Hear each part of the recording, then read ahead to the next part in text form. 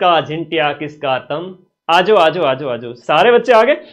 तो भाई सुबह से लगातार पिछले 30 घंटे से लगा हुआ था इसी क्लास के ऊपर, तो अब जाकर ये क्लास कंप्लीट हुई है। सभी साथी वीडियो को लाइक कर देंगे। स्टार्ट करें, चलो पहले क्वेश्चन की ओर चलते हैं। हिस्ट्री कल्चर ज्योग्राफी के 101 क्वेश्चन हैं जो बार बार एग्जाम में आते हैं, मैं पहले उसी के ऊपर फोकस करूंगा। सुनिएगा, कुंडा पंथ के प्रणेता कौन थे? कुंडा पंथ है वो आपके मलिनाथ जी ने चलाया था, याद रखना। और एक आता है कामड़ पंथ। कामड़ पंथ का भी अधीनस्थ बोर्ड बहुत ज्यादा प्रश्न पूछता है, और ये आपके कामड़ पंथ है वो किसके द्वारा चलाया गया था? कामड़ पंथ की बात करें तो ये आपके रामदेव जी के द्वारा चलाया गया था, जिनके द्वारा 13 ताली नृत्य किया जाता है। कौन सा नृत्य किया जाता है? 13 ताली नृत्य करने वाले लोग आपके कामड़ पंथ की महिलाओं के द्वारा किया जाता है। पाबूजी की बात करें, पाबूजी राठौड़ हुआ करते थे। पाबूजी राठौड़ लोक देवता जो अपने कोड़ूमंड फलोदी, है ना, कोड़ूमंड फलोदी से संबंधित है। और गोगा जी की जाति एक बार पूछी थी कि भाई कौन सी जाति से बिलोंग करते, तो आप चौहान थे, है ना। और गोगा जी चौहान है, ये आपको याद रखना। ददरेवा चुरू से याद रखना। ये बड़े छोटे छोटे क्वेश्चन जो बार बार एग्जाम में आते हैं। और एक सबसे बड़ी बात, ये 4th ग्रेड के पेपर लेके आ जाओ भाई, माइंड मैप के जाके बोलना, माइंड मैप के 4th ग्रेड के पेपर चाहिए। बड़ी बात यह है कि 20 टेस्ट दिए गए हैं, 7 के अंदर OMR दी गई है। अगर OMR में गोले भरने का यूं अभ्यास नहीं किया ना, तो फिर एग्जाम हॉल में कहोगे गुरुजी मेरे तो नेगेटिव चला गया, मेरे 5 गोले के ऑप्शन गलत हो गए। तो भाई ये किताब लेके आ जाओ, मार्केट में ऑफलाइन ही लेके आनी है। मदन सर की बोलना 4th ग्रेड के 20 मॉडल पेपर चाहिए, फटाफट लेके आ जाओ ना, कल सुबह ही अपने आसपास से। तिलवाड़ा पशु मेले की अगर हम बात करें, तिलवाड़ा पशु मेला है कौन से लोक देवता की स्मृति में? मलिनाथ जी की स्मृति में आयोजित किया जाता है। और कई बार कहते हैं कि लूणी नदी के किनारे कौन सा मेला होता है?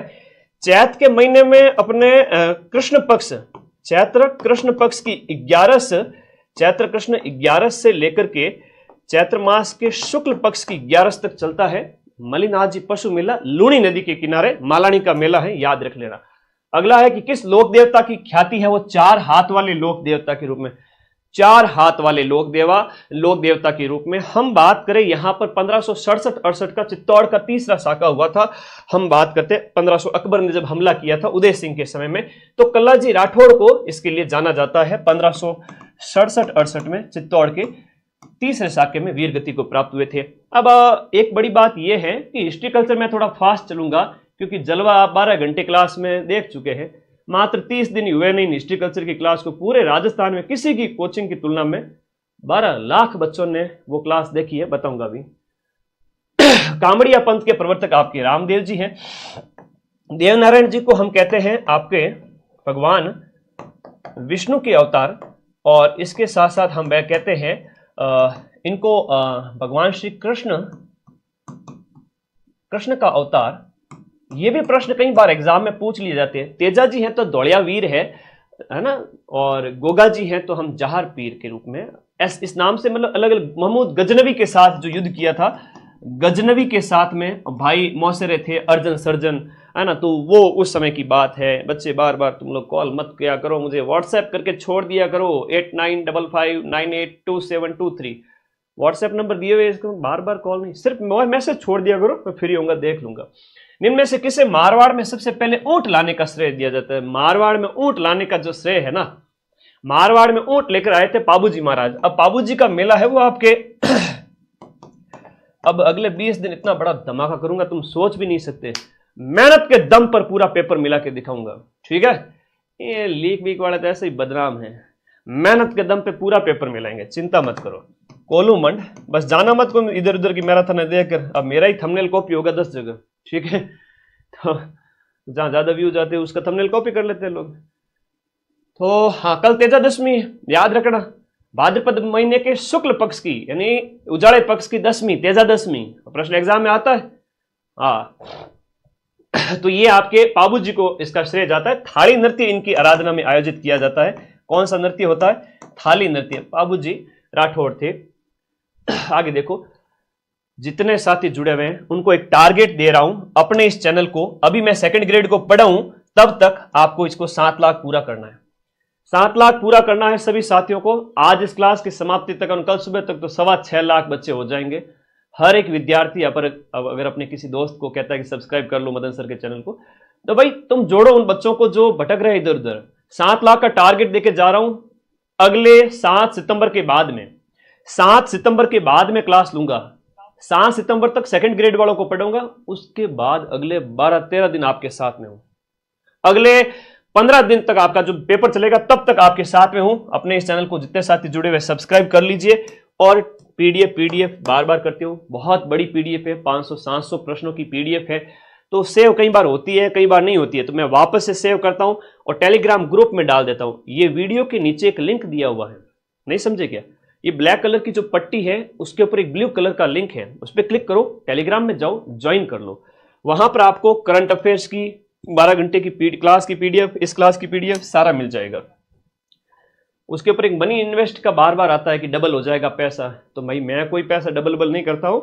टेलीग्राम वालों की ऐड होती है जो हमें दिखती नहीं है और फर्जी ऐड होती है, हर एक कोचिंग के टेलीग्राम पे आती है। तो प्लीज, कई बार बच्चे मैसेज करते हैं कि सर आप पैसा डबल करवाते हो। ना भाई, मैं यूट्यूब में ऐड ही बंद कर रखी हूं। मेरे चैनल पे कभी ऐड आती है क्या? ऐड इसलिए बंद कर रखी है ताकि पढ़ाई के टाइम में बार बार एक वीडियो देखो और 100 ऐड आ जाए। पैसा तो मेरे खूब आएगा लेकिन तुम्हारी पढ़ाई डिस्टर्ब होगी, इसलिए मैंने ऐड भी बंद कर रखी है। मुझे पैसे का लालच नहीं है, इसलिए सावधान रहें, सतर्क रहें, किसी भी ऐड पर क्लिक ना करें, वरना इतना पैसा कमा सकता हूं यूट्यूब से कि राजस्थान में भले एसडीएम की नौकरी है, भले जज की नौकरी हो, यूट्यूब से इतना पैसा कमा सकता हूं, उन सबको पीछे छोड़ दूं। ठीक है ना? विद्यार्थी शिक्षक हूं, हमेशा आर्थिक हित बड़ा नहीं होता, तो ये चीजें मुझे रोक देती है कई बार पैसा कमाने से। अब तुम सोचो, मेरा वीडियो देख रहे हो और बार बार अगर ऐड आ जाए तो तुम्हें कितना बुरा लगेगा? बुरा लगेगा ना? कि एक तो है ना, देख लेना, ये तो एक प्यार की बात है, तुम्हारा मेरा प्यार ही ऐसा है, क्या करें। लोक देवता तेजाजी महाराज का जो पवित्र तीर्थ स्थल है तेजाजी महाराज का, वो है आपका बांसी दुगारी। बांसी दुगारी आपका बूंदी के अंदर स्थित है और तेजाजी महाराज की कर्म स्थली है। तेजाजी महाराज की ये कर्म स्थली रहा है बांसी दुगारी, आपको याद रखना है। तेजाजी महाराज के संबंध में हिस्ट्री कल्चर की व्याख्या थोड़ी कम करूंगा क्योंकि ऑलरेडी पढ़ा चुका हूं, इस वजह से। जहार पीर के नाम से कौन से लोक देवता को जाना जाता है? गोगाजी महाराज को हम जहार पीर के नाम से जानते हैं। अर्जुन सर्जन के साथ में युद्ध, महमूद गजनवी ने कहा है ना, मुसलमानों के द्वारा पीर कहा जाता है। तो महमूद गजनवी, आज से 1001 साल पहले की बात है। महमूद गजनवी, ददरेवा चुरू, इनका जन्म। आसींद भीलवाड़ा, अच्छा प्रश्न है, बार बार पूछ लिया जाता है। निम्न में से किस लोक देवता से संबंधित है आसींद भीलवाड़ा? आसींद भीलवाड़ा की हम बात करें तो ये आपके भगवान देवनारायण जी से संबंधित है ना। तो ये भगवान देवनारायण जी का मुख्य मंदिर है, वो यहां पर बना हुआ है। तो आसींद भीलवाड़ा आपके देवनारायण जी भगवान से संबंधित है। नीम के पत्ते वगैरह, ईंटों वाले देवता, नीम के पत्ते चढ़ते हैं, ईंटें ले जाई जाती है यहाँ पर अजमेर से। कई सारे अच्छे अच्छे प्रश्न बनते हैं इनके संबंध में। कौन से लोक देवता को आपका धौड़िया वीर कहते हैं? अपने धौड़िया वीर तेजाजी महाराज को कहते हैं, और तेजाजी महाराज को काला और बाड़ा के देवता भी कहते हैं ना। काला मतलब सर्प के देवता, काला मतलब सर्प के देवता, और बाड़ा मतलब पहले नारू रोग होता था, जहां पैरों के अंदर क्या होता था कि मतलब एक सफेद धागे जैसी संरचना निकलने लगती थी, वो रोग जो होता था उसके देवता। ये अच्छा प्रश्न है, इनके बारे में कई बार आता है, याद रखिएगा। तेजाजी का आपका जन्म स्थान, तेजाजी का जो आपका जन्म स्थान है वो खरनाल नागौर के अंदर है ना। धौड़िया वीर, इनके अनेक उपाधियां वगैरह है, तो ये आपके नागौर के अंदर है, खरनाल नागौर के अंदर, खरनाल नागौर के अंदर। ददरेवा चूरू है तो गोगा जी से संबंधित हो गया। आसिंद भीलवाड़ा है तो आपके देवनारायण जी से संबंधित है। कोलुमंड फलोदी है तो पाबू जी से संबंधित है। मलिनाथ जी पशु मेला आपके तिलवाड़ा के अंदर आयोजित होता है, और तिलवाड़ा आपके बाड़मेर के अंदर यहां पर ये मेला आयोजित होता है। कौन सा पशु मेला और जिलों का जो युग्म है? अभी तो राजस्थान जीके चलेगा, उसके बाद 100 क्वेश्चन पॉलिटी के आएंगे। पॉलिटी के अंदर आपके राजस्थान और इंडिया दोनों की पॉलिटी आएगी। और 4th ग्रेड के अंदर क्या प्रश्न आएंगे? सीधा सीधा प्रश्न आएगा, अंदर से प्रश्न नहीं आएगा। अंदर से सिर्फ और सिर्फ 10-15 प्रश्न आएंगे।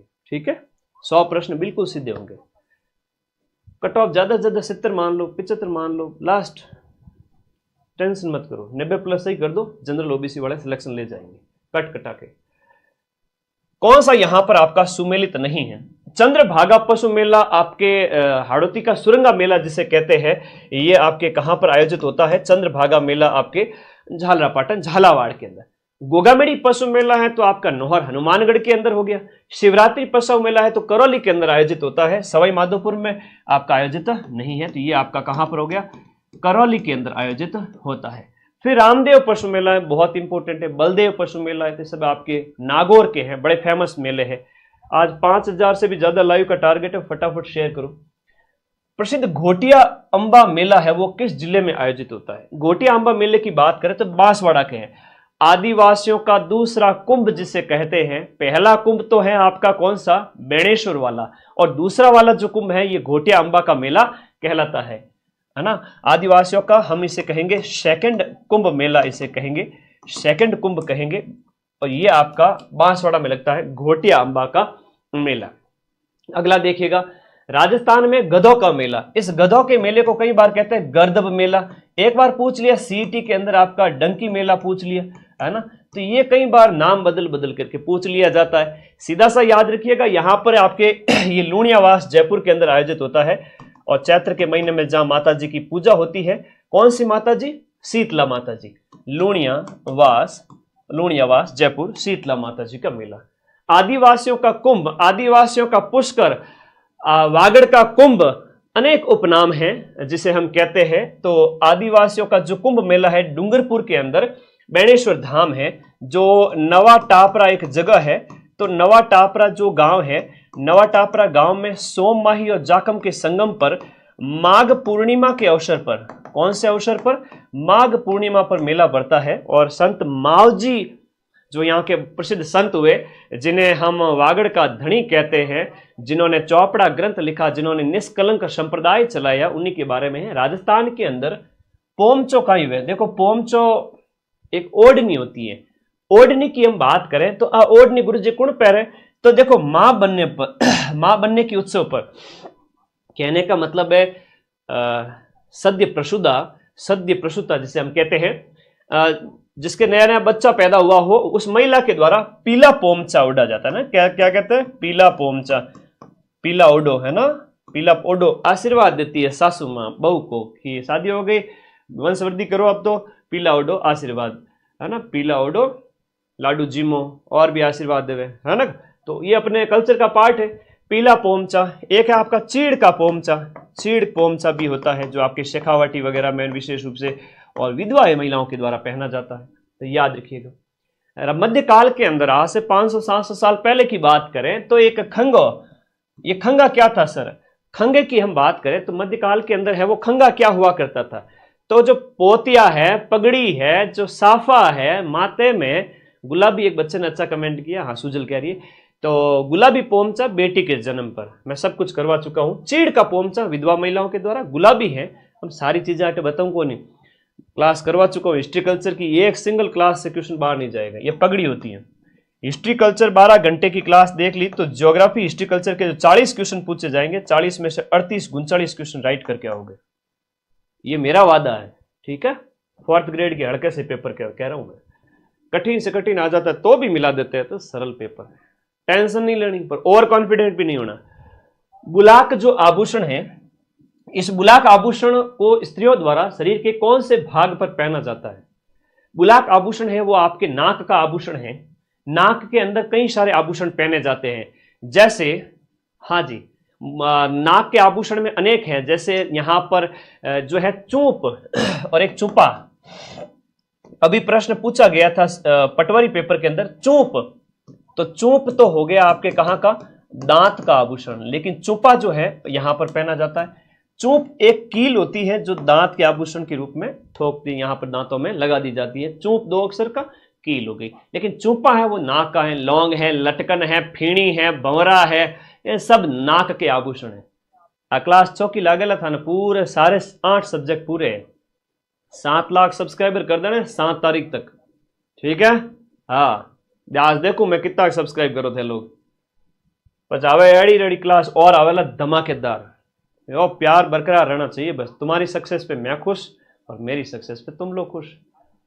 आ जाओ।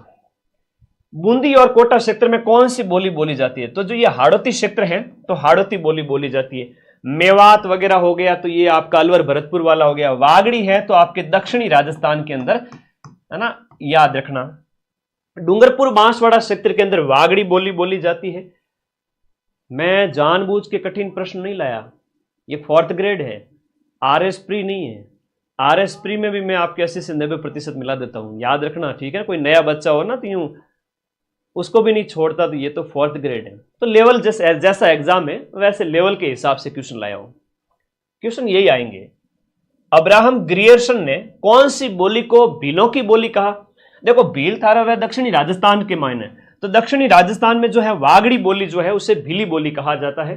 डिंगल है तो पश्चिमी राजस्थान की जो साहित्यिक भाषा है राजस्थान की, पश्चिमी राजस्थान की जो साहित्यिक भाषा हो जाती है वो डिंगल है। पिंगल है तो पूर्वी राजस्थान, अलवर, भरतपुर, करौली वगैरह, ये वाला, ठीक है। ओके, मैं तो डरता नहीं हूं 4th ग्रेड वाले पेपर को, मैंने कहा यूट्यूब से क्वेश्चन मिला दूंगा। तुम लोग डरते हो क्या? नहीं डरते हो ना? शेर हो मेरे सभी, शाबाश। साहित्यिक रचनाएं, आपके सिलेबस में जो टॉपिक है मैं वही लेके आया हूं। साहित्यिक रचनाएं दी गई हैं, सामने साहित्यकार दिए गए हैं, आंसर कर दो फटाफट। वीर सतसई है वो आपके सूर्यमल मिश्रण के द्वारा लिखी गई 1857 की क्रांति के ऊपर। अब सूर्यमल मिश्रण के द्वारा एक वंश भास्कर भी बहुत इंपॉर्टेंट रचना लिखी गई, वंश भास्कर। सीधा सीधा पूछ लिया जाता है, बूंदी के राजा जो है राम सिंह द्वितीय के दरबारी हुआ करते थे, आता है प्रश्न एग्जाम में। एकलिंग महात्म्य है वो आपके कान्व व्यास की रचना है जो आपके कुंभा के दरबारी, कान्व व्यास और ये कुंभा के दरबारी थे, तो ये आपको याद रखना। चेतावनी रचुंगटिया केसरी सिंह बारट लिखी है।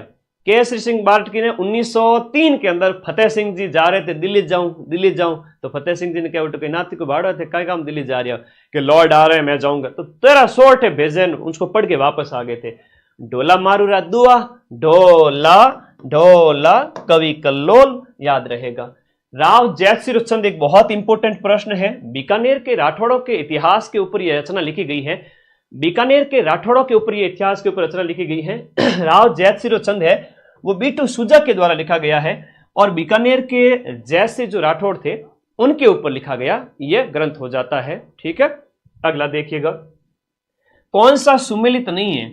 बड़ी बात यह नहीं कि आपको कितना आता है, बड़ी बात यह है कि आप एग्जाम में परफॉर्म कैसे करते हो, आप प्रश्नों को कैसे पढ़ते हो। इसलिए तो कह रहा हूं OMR वाली वो किताब ले आओ मेरी वाली, 20 पेपर दिए हुए हैं, 20 OMR के पत्तियां साथ में दी हुई हैं, खूब प्रैक्टिस करो, तारे पग में कांटो ही को नहीं भागे, ठीक है। एनु ज्यादा मैं कहीं नहीं कह सकूं। तो नजदीकी बुक स्टॉल से जयपुर वगैरह हर एक जिले में पहुंची हुई है, ले आओ कल ही। जो प्रैक्टिस करके पेपर देने जाएगा उसका सिलेक्शन तय है, बिना यूं मुंह उठा के वर्ल्ड कप खेलने जाएगा तो पहली बॉल पे बोल्ड होगा ना बेटा। तो कौन सा सुमेलित नहीं है? बिसल देव रासो, 20 आदमी नर, तो बिसल देव रासो। विग्रहराज चतुर्थ अजमेर वालों के ऊपर लिखी गई रचना।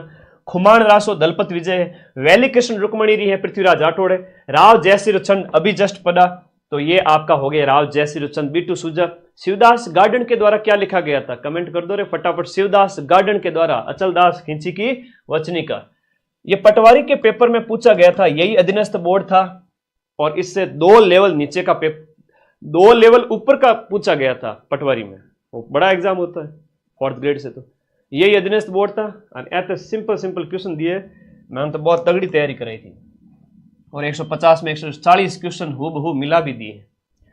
वीर विनोद ग्रंथ है वो आपके किसने? श्यामलदास जी ददीवाड़िया ने। पटवारी में ये पूछा कि ये किसके दरबारी थे? तो दरबारी विद्वान जो थे ये आपके एक तो शंभू सिंह, और उनके बाद में उनके बेटे सज्जन सिंह। तो शंभू सिंह और सज्जन सिंह के दरबार में थे। बात कतरी पुरानी है गुरुजी, अब ज्यादा कौन नहीं, ठीक है, बस 150-1 साल पहले, तो ये याद रखना। आगे देखो, बातारी फुलवारी और जब भी साहित्य आपके सिलेबस में और विजयदान जी देता और कन्हैयालाल सेठिया का प्रश्न न आए, ऐसा हो नहीं सकता। तो बातारी फुलवारी जो ग्रंथ है इसके रचयिता कौन है? बातारी फुलवारी है वो आपके विजयदान जी देता है। देखो ध्यान रखना, नीचे विजय सिंह पथिक दिया हुआ है, तो उन्होंने तो किसानों के लिए आंदोलन वगैरह किया था। थोड़ा कंसेप्ट क्लियर रखना, मैं 50,000 बच्चों के सिलेक्शन की बात कर रहा हूं। मुझे यहाँ 500 बच्चे सिलेक्ट नहीं कराना है, मुझे 50,000 माताओं को खुश करना है, उनका आशीर्वाद लेना है, उनके बच्चों को सिलेक्ट करवा के।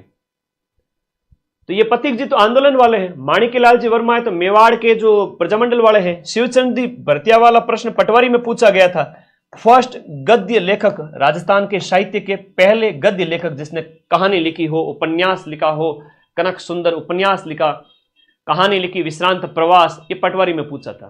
ठीक है, और प्रश्न कट्टे पूछियो पटवारी रामायण, सीधे सीधे प्रश्न आवे, जहां से प्रश्न आ रहे हैं वही प्रश्न लेके आया हूं, मिला दूंगा पूरा पेपर, टेंशन ना लो।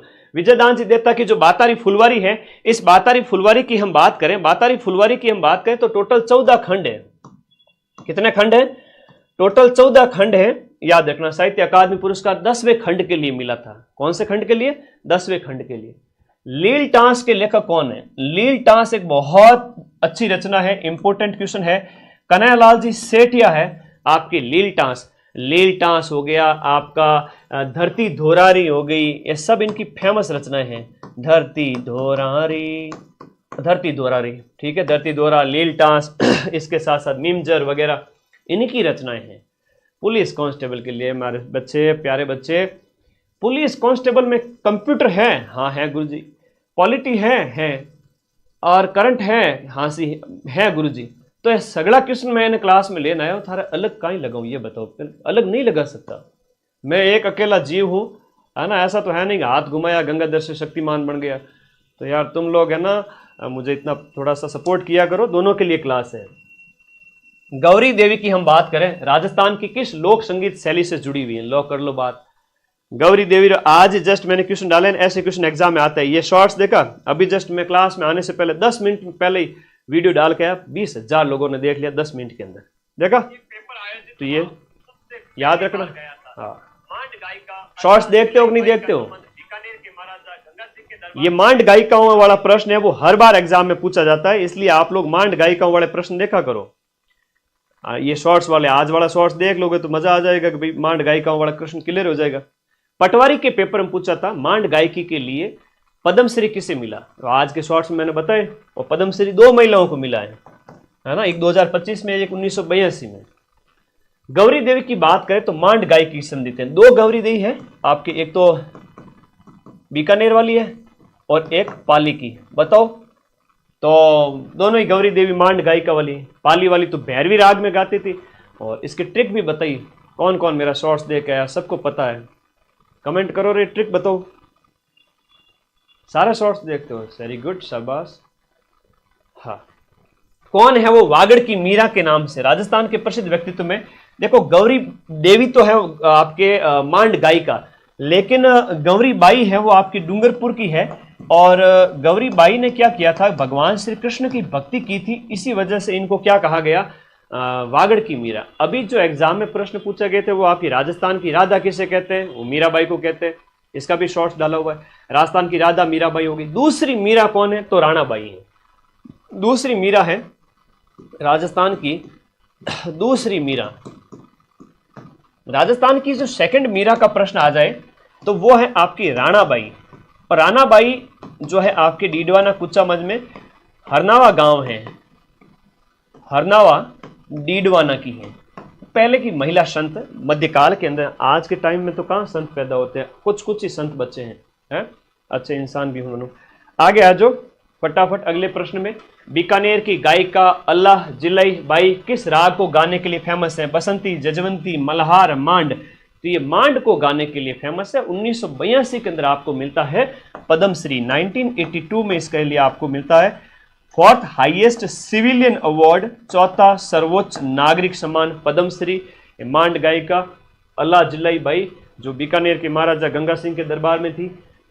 मंजीरा हो गया, तानपुरा हो गया, चौतारा, यानी जिसमें 4 तार हैं, जो तार से बने हुए वाद्य यंत्र है ना, तो ये कौन से, मतलब कौन से नृत्य में इसका प्रयोग किया जाता है? और ये प्रश्न अभी गैर वाला पूछा गया था। तो ये 13 ताली नृत्य के अंदर आपके वीणा वगैरह, चौतारा वगैरह, रामदेव जी की आराधना में इनका इस्तेमाल किया जाता है।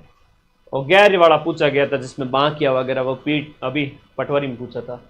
देवनारायण जी की फड़ के वाचन के समय कौन से वाद्य यंत्र का प्रयोग करते हैं? तो देवनारायण जी के जो भूपे हैं ना, वो गले में लटका के रखते हैं किसको? जंतर को, जिसके 2 मुंह होते हैं, आगे और पीछे। ओके, रबाब है, रबाज है, चिकारा है, चौतारा है, गुजरी है, भपंग है, अपंग है, दुकाको है, ये सारे के सारे जिसमें तार का इस्तेमाल किया जाता है वो तत्वाद्य यंत्र है। 12 घंटे वाले में सब समझाया हुआ है। तत्वाद्य यंत्र। घन मतलब किसके बने होते हैं? घन मतलब आपके लकड़ी या धातु के बने होते हैं, धातु या लकड़ी के बने होते हैं। अवनद मतलब आपका चमड़ा हो गया। ये ध्यान रखो। सुशिर मतलब फूंक मार के।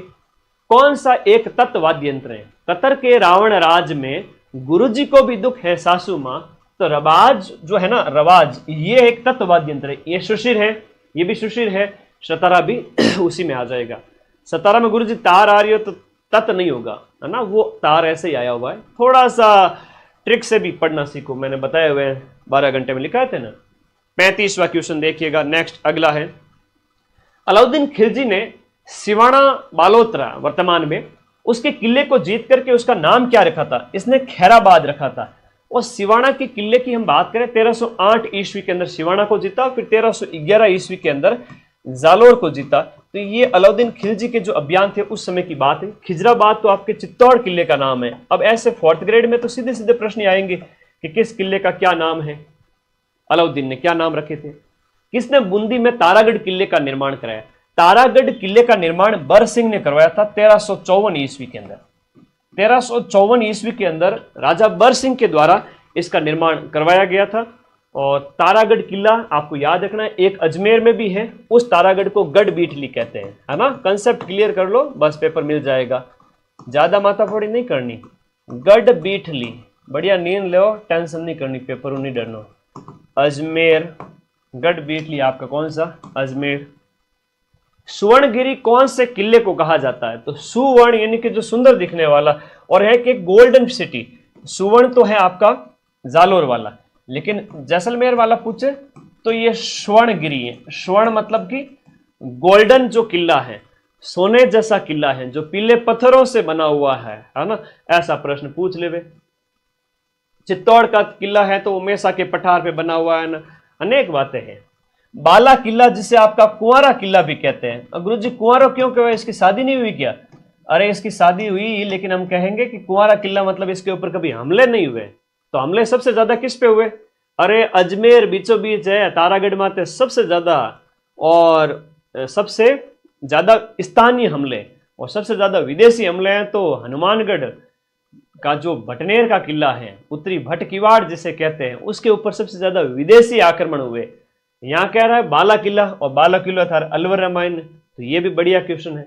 उसके बाद निम्न में से किस शहर में सहस्त्रबाहु मंदिर है? ना देसी नाम मत निकाल, ऐसा किला मत बोल कमेंट बॉक्स में, वो तो आदमी के लिए इस्तेमाल किया जाता है, ठीक है ना। जिसकी पत्नी मर जाए उसे विदुर कहते हैं, और तुमने देसी भाषा शब्द इस्तेमाल कर लिया ना। निम्नलिखित में से किस शहर में आपका सहस्त्रबाहु, 1000 भुजाओं वाला, तो भगवान विष्णु को समर्पित सहस्त्रबाहु मंदिर है, वो उदयपुर के नागदा में है। नागदा, सांस बहु मंदिर भी इसे कहते हैं। क्या कहते हैं? सांस बहु मंदिर भी कहते हैं। नाग मतलब छोटी, नाग जैसी छोटी, कभी सांस की छोटी, बहु के हाथ में तो सांस। इस ट्रिक से थोड़ा दिमाग बिठाया कर। उदयपुर के मायने छोको है प्रश्न, बार बार पूछे। आगे देखो, और केला देवी वालों बड़ा इंपॉर्टेंट प्रश्न है, अभी पूछा था, है ना। केला देवी वाला अभी पूछा था, बहुत इंपॉर्टेंट है। कौन से नदी भी पूछ ले, केला देवी करौली है। और नदी आपसे पूछे तो काली सिल नदी याद रखना, और त्रिकूट है गुरुजी। अब त्रिकूट पर्वत है कि ये पहाड़ी है गुरुजी? देखो मंदिर है ना, मंदिर तो पर्वत पर भी बन सकता है छोटा सा, लेकिन पहाड़ी हो तो उसके ऊपर तो किला बनता है, पहाड़ी के ऊपर किला। तो जैसलमेर का जो किला है वो त्रिकूट की पहाड़ी पर है। पहाड़ी थोड़ी छोटी होती है, समतल होती है, हल्के ना। पर्वत है तो वो सीधा खड़ा होता है। तो कई बार ऐसी चीजें आप लोगों को याद रखनी है। ओके, काली सिल नदी। और लांगूरिया नृत्य, अब बड़ा अच्छा प्रश्न पूछे। लांगूरिया नृत्य बाहर अभी पटवारी के अंदर पूछा था, अधीनस्थ बोर्ड ने ही पूछा था। लांगूरिया गीत और लांगूरिया नृत्य, ये RSM SSB बोर्ड ने ही पूछा था भाई। सिंपल सिंपल क्वेश्चन, लेकिन मुझे 50,000 सिलेक्शन दिलाने, ठीक है। 50,000 माताओं का आशीर्वाद मुझे चाहिए, बाकी मुझे जीवन में कुछ नहीं चाहिए। लग जाओ, अपने माँ बाप की उम्र बढ़ा दो, अपने इस चैनल को सब्सक्राइब करके जुड़ जाओ। त्रिपुरा सुंदरी वाला बांसवाड़ा में, माउंट आबू राजस्थान में दिलवाड़ा मंदिरों का एक समूह है, जैन मंदिरों का समूह है। दिलवाड़ा है वो आपके शिरोई कड़ा हो गया। ठीक है, ये आपको याद रखना है। माउंट आबू जो है दिलवाड़ा वाला मंदिर, मंदिरों का ग्रुप है एक। अब राजस्थान के अंदर स्थापत्य कला आपके सिलेबस में है। स्थापत्य कला की हम बात करें, मंदिर, महल, दुर्ग, बावड़ियां, मीनारे, झीलें, हवेलियां, मीनारे सब आ जाती हैं। तो मुबारक महल है वो आपके टोंक नवाबों के इस नगरी में है। सुनहरी मुबारक महल, सुनहरी कोठी, एक इसको देखिएगा, मुबारक महल आपका सुनहरी कोठी, मुबारक महल ए के सामने 4 आना चाहिए, है ना। इस दिए गए क्वेश्चन के अंदर ए के सामने 4 मतलब देखिएगा, मुबारक महल है वो आपका अच्छा प्रश्न है। देखो, एक थंबिया की बात करें तो एक थंबिया तो आपके डूंगरपुर में, रेशमा महल आपके शिकर के अंदर है। अब सुनहरी कोठी कहां पर है, तो टोंक के अंदर है। सुनहरी कोठी टोंक के अंदर है। और मुबारक महल की बात करें तो वो जयपुर के अंदर है। अब मुबारक महल जो आपका हम बात करें, बड़ा अच्छा प्रश्न है। हाँ, 4 2 3 1, 4 2 3 1, 4 2 3 1, ए ऑप्शन इसके अंदर सही हो गया, है ना। तो सुनहरी कोठी है वो आपके टोंक के अंदर है। सुनहरी कोठी टोंक के अंदर। मुबारक महल की हम बात करें, मुबारक महल है आपका हिंदू मुस्लिम स्थापत्य कला का नमूना, इस नाम से प्रश्न एक बार पूछा था, तो वो जयपुर के अंदर है। हालांकि टोंक में भी है, लेकिन यहाँ सुनहरी कोठी दे दी इसलिए मिलान कर लिया हमने। राजस्थान में जो सोने चांदी की हवेली है ना, अभी पटवारी ने प्रश्न पूछा था, पटवों की हवेली है ना, वो मोतों की हवेली वगैरह, तो फेमस फेमस हवेलियां आपको याद रखनी है 12 घंटे वाली क्लास में से। महनसर जो झुंझुनू वाली है वो सोने चांदी की हवेली है। तो सोने चांदी को झुंझुनू दिला दे, है मां मन सोने चांदी को झुंझुनू दिला दे, तो मां से याद करना महनसर। महनसर वाली सोने चांदी वाली थोड़ा ज्यादा इंपॉर्टेंट प्रश्न है, पूछ लिया जाता है। अब राजस्थान की हिस्ट्री में, मॉडर्न हिस्ट्री के थोड़े प्रश्न देखते हैं। सिंपल से प्रश्न पूछेंगे, राजस्थान का एकीकरण कितने चरणों में हुआ, 7 चरण हुए, 8 वर्ष 7 माह और 14 दिन का समय लगा। तो हम 18 मार्च 1948 को मत्स्य संघ का उद्घाटन होता है। एकीकरण का पहला चरण अलवर, भरतपुर, धौलपुर, करौली। राजस्थान के राज प्रमुख का पद एक इंपॉर्टेंट क्वेश्चन है, बार बार आता है। 7वां चरण जैसे ही समाप्त हुआ तो राज प्रमुख का पद खत्म कर करके 7वें संविधान संशोधन अधिनियम लाया गया था और राज्यपाल पद सृजित किया गया था। ठीक है, राज्यपाल पद बनाया गया था। सामाजिक सुधारक हम बात करें, गोविंद गुरुजी। एक गोविंद गुरुजी है वो आपके बंजारा परिवार से संबंधित थे और बांसिया गांव इनका एक बार पूछा गया था परीक्षा के अंदर कि आप कहां से हैं, तो बांसिया गांव। और बांसिया गांव की हम बात करें तो ये बांसवाड़ा के अंदर कोनी है और डूंगरपुर रामायण है। ठीक है, बी और डी याद रखना, बी और डी याद रखना। मोतीलाल जी तेजावत और माणिक्यलाल जी वर्मा में बच्चे बड़े कंफ्यूज होते हैं। मोतीलाल जी तेजावत की हम बात करें तो आदिवासियों के मसीहा बावजी के रूप में आपको जाना जाता है, आदिवासियों के मसीहा बावजी। कोलियारी के अंदर आपका जन्म होता है, उदयपुर के अंदर। आदिवासियों के आदिवासी मसीहा आपको कहते हैं। और एक बात तुम लोगों को मैं बताऊं, मेवाड़ की पुकार या 21 सूत्री मांग इनसे संबंधित है। पंचीड़ा गीत है, पंचीड़ा हो गया, मेवाड़ का वर्तमान शासन हो गया, पढ़ी लिखी सारी चीजें किसकी है, माणिक्यलाल जी वर्मा की है। लेकिन यहां पर मेवाड़ 21 सूत्री मांग इनकी है, मेवाड़ की पुकार। आदिवासी मसीहा इनको कहते हैं, बच्चे कंफ्यूज हो जाते हैं थोड़े से।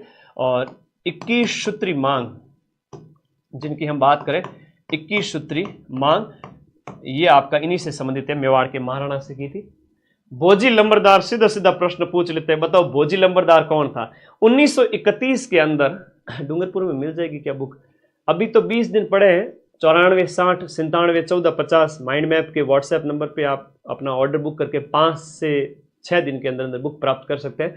लेकिन हाँ, 10 तारीख के बाद में प्लीज़, एग्जाम से 10 दिन पहले मेरे व्हाट्सएप से मंगवा तो दोगे, लेकिन हम पहुंचा नहीं पाएंगे। नज़दीक से लेके आ जाओ, अभी 4th ग्रेड का पेपर नज़दीक है, तब तक 4th ग्रेड के बाद में तुम भले ही माइंड मैप के ऑनलाइन ही मंगवा देना अपने व्हाट्सएप नंबर से। अदर बुक्स की बात कर रहा हूँ, ये बुक तो मार्केट में लेके आओ, अभी मंगा सकते हो व्हाट्सएप से अगले 10 दिन तक। तो भोजी लंबरदार की बात करें तो भरतपुर किसान आंदोलन से संबंधित है। और देखो, एग्जाम पास करने का सीधा सा फॉर्मूला है कि अधीनस्थ बोर्ड पिछले काफी सालों से कौन से प्रश्न पूछ रहा है, निकाल के जाओ, पेपर निकलेगा सीधा। ठीक है, और कोई तरीका ही नहीं है। मैंने ऐसे कई सारे बच्चे देखे जो पीवाईक्यू पढ़ करके एग्जाम फोड़ रहे हैं, उन्होंने कुछ नहीं पढ़ा, India GK, Rajasthan GK, PYQ पढ़े, एग्जाम फोड़े, कंसेप्ट थोड़ा थोड़ा पढ़ा। हाँ जी, सिलेक्शन का एक ही तरीका है मेरे भाई बहनों, मेरे दोस्तों, मेरे प्यारे बच्चों, एग्जाम फोड़िए पीवाईक्यू से, जो मैं कराता हूं आप लोगों को। 1938 में स्थापित मेवाड़ प्रजामंडल के पहले अध्यक्ष कौन थे? देखो, पहले अध्यक्ष बलवंत सिंह मेहता थे, लेकिन संस्थापक की बात आए तो संस्थापक के अंदर मेवाड़ प्रजामंडल का गठन करता है वो माणिक्यलाल जी वर्मा है। ये आप लोगों को याद रखना है, माणिक्यलाल जी वर्मा। अच्छा प्रश्न है, ठीक है ना, अच्छा प्रश्न, सीधे सीधे आ जाता है। आजादी से पहले की बात है, 1944 में एक महिला आश्रम स्थापित किया गया था। 1944 में महिला आश्रम स्थापित किया गया था और यह आपका नारायणी देवी वर्मा के द्वारा स्थापित किया गया था। नारायणी देवी वर्मा, इनके द्वारा भीलवाड़ा के अंदर, यहां पर हम बात करें, भीलवाड़ा के अंदर महिला आश्रम की स्थापना की गई थी। ये है शॉर्ट्स जो तुम्हें बता देता हूं हर रोजाना, जब भी मैं कहूं टेलीग्राम पे माइंड मैप सर्च करके शॉर्ट्स वाली कैटेगरी में जाके देखो। राजस्थान की राधा मीराबाई को कहते हैं, कहाँ के क्या प्रसिद्ध हैं, गौरी नृत्य के बारे में, भरथरी नगर के बारे में, है ना। तो ये शॉर्ट्स देखा करो, तुम लोग देखते हो ना, रोज जाना देखना, चूकना ही नहीं। 1 मिनट के अंदर एक प्रश्न क्लियर होता है। रजिस्टर डाल दिया करो और उसमें रजिस्टर डाल दिया करो और उसमें आपके इन प्रश्नों को लिख दिया करो। 5 मिनट भी नहीं लगेंगे। और महीने के होते हैं 30 शॉर्ट्स, साल के होते हैं 350 शॉर्ट्स। मैं कहता हूं कोई भी पेपर देने चले जाओ, 100 में से 30-40 क्वेश्चन तो इन शॉर्ट से ही आ जाएंगे। उस स्वतंत्रता सेनानी का नाम बताइए जिसने पंचीड़ा, वेरी इंपॉर्टेंट है, थोड़ा समय दीजिए इसको। पंचीड़ा नामक लोकप्रिय गीत की रचना किसने की थी? माणिक्यलाल जी वर्मा ने की थी। पंचीड़ा नामक लोकप्रिय गीत की रचना की थी और इसके अलावा मेवाड़ का वर्तमान शासन बुक भी लिखी थी। मेवाड़ का वर्तमान शासन, और ये मेवाड़ का वर्तमान शासन जो बुक है ना, वो भी आप की है, ध्यान रखना, माणिक्यलाल जी वर्मा।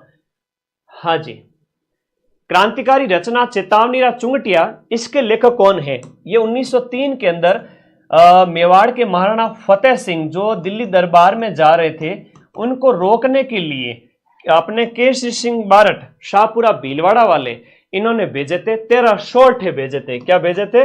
13 दोहे भेजे थे और उनमें कहा आपके तो पूर्वज ऐसे थे, आप लखनऊ के लाडे कैसे हो गए? तो डर के वापस आ गए। समझाना पड़ता है, मोटिवेशन देना पड़ता है।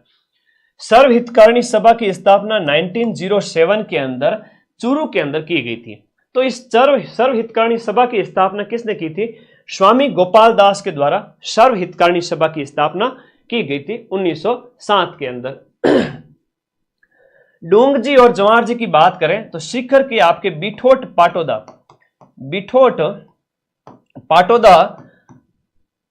शिखर के आपके बिठोट पाटोदा इस जगह है, वहां के ये जागीरदार थे। 1857 की क्रांति के रॉबिन हुड कह दो, दबंग कह दो, ये 1857 की क्रांति के देवता कह दो, ये फेमस व्यक्ति तो डूंग जी जवाहर जी वहां थे।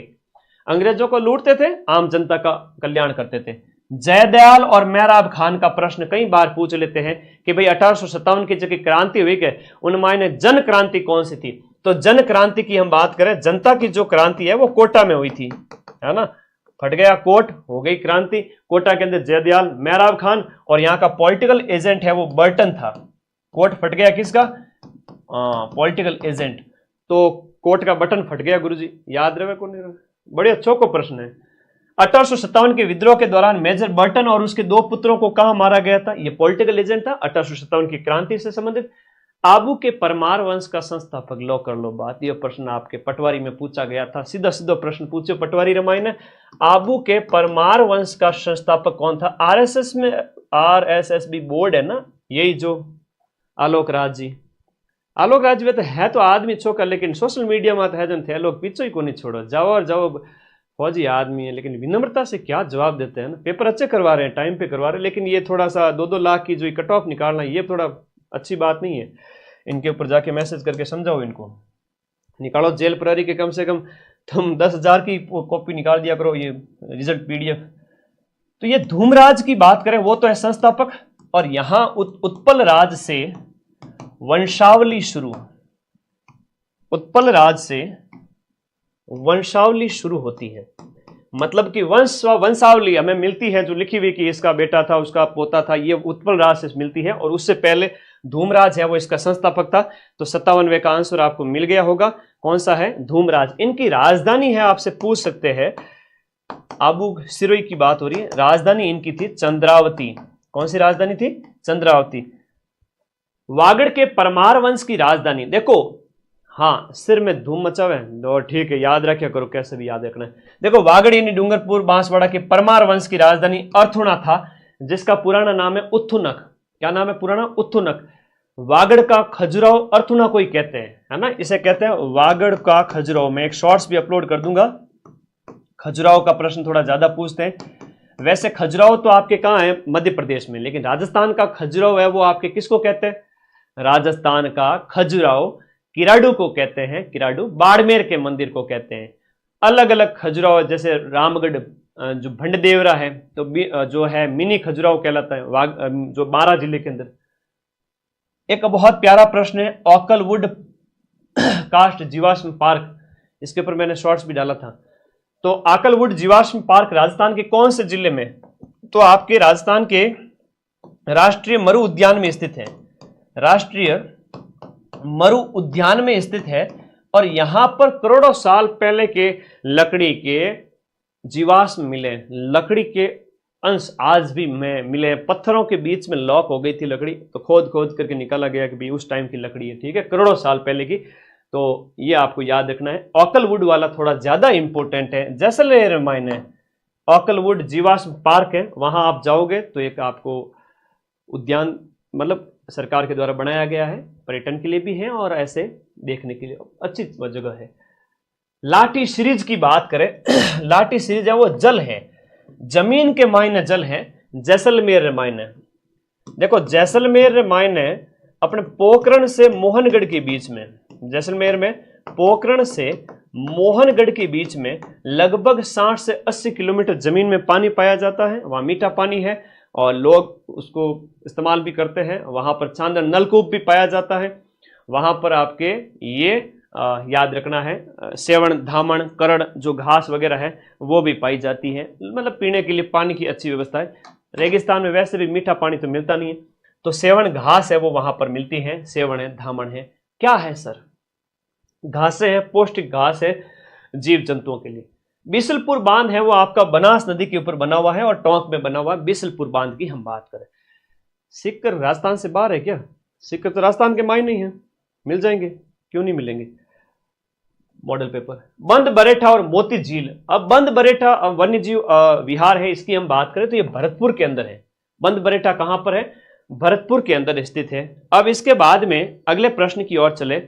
नेक्स्ट देखिएगा, जैत सागर जो तालाब है, जैत सागर जो तालाब है वो कहां पर स्थित है? जैत सागर आपके बूंदी के अंदर है। लेकिन गैप सागर की बात करें, गैप सागर, तो गैप सागर की हम बात करें तो ये डूंगरपुर के अंदर है। गैप सागर या गैब सागर, है ना, गैब, तो ये आपका डूंगरपुर के अंदर है। फेमस 5-7 तालाब है, वहां से ही प्रश्न बनेगा, इससे अलावा कोई प्रश्न नहीं आएगा।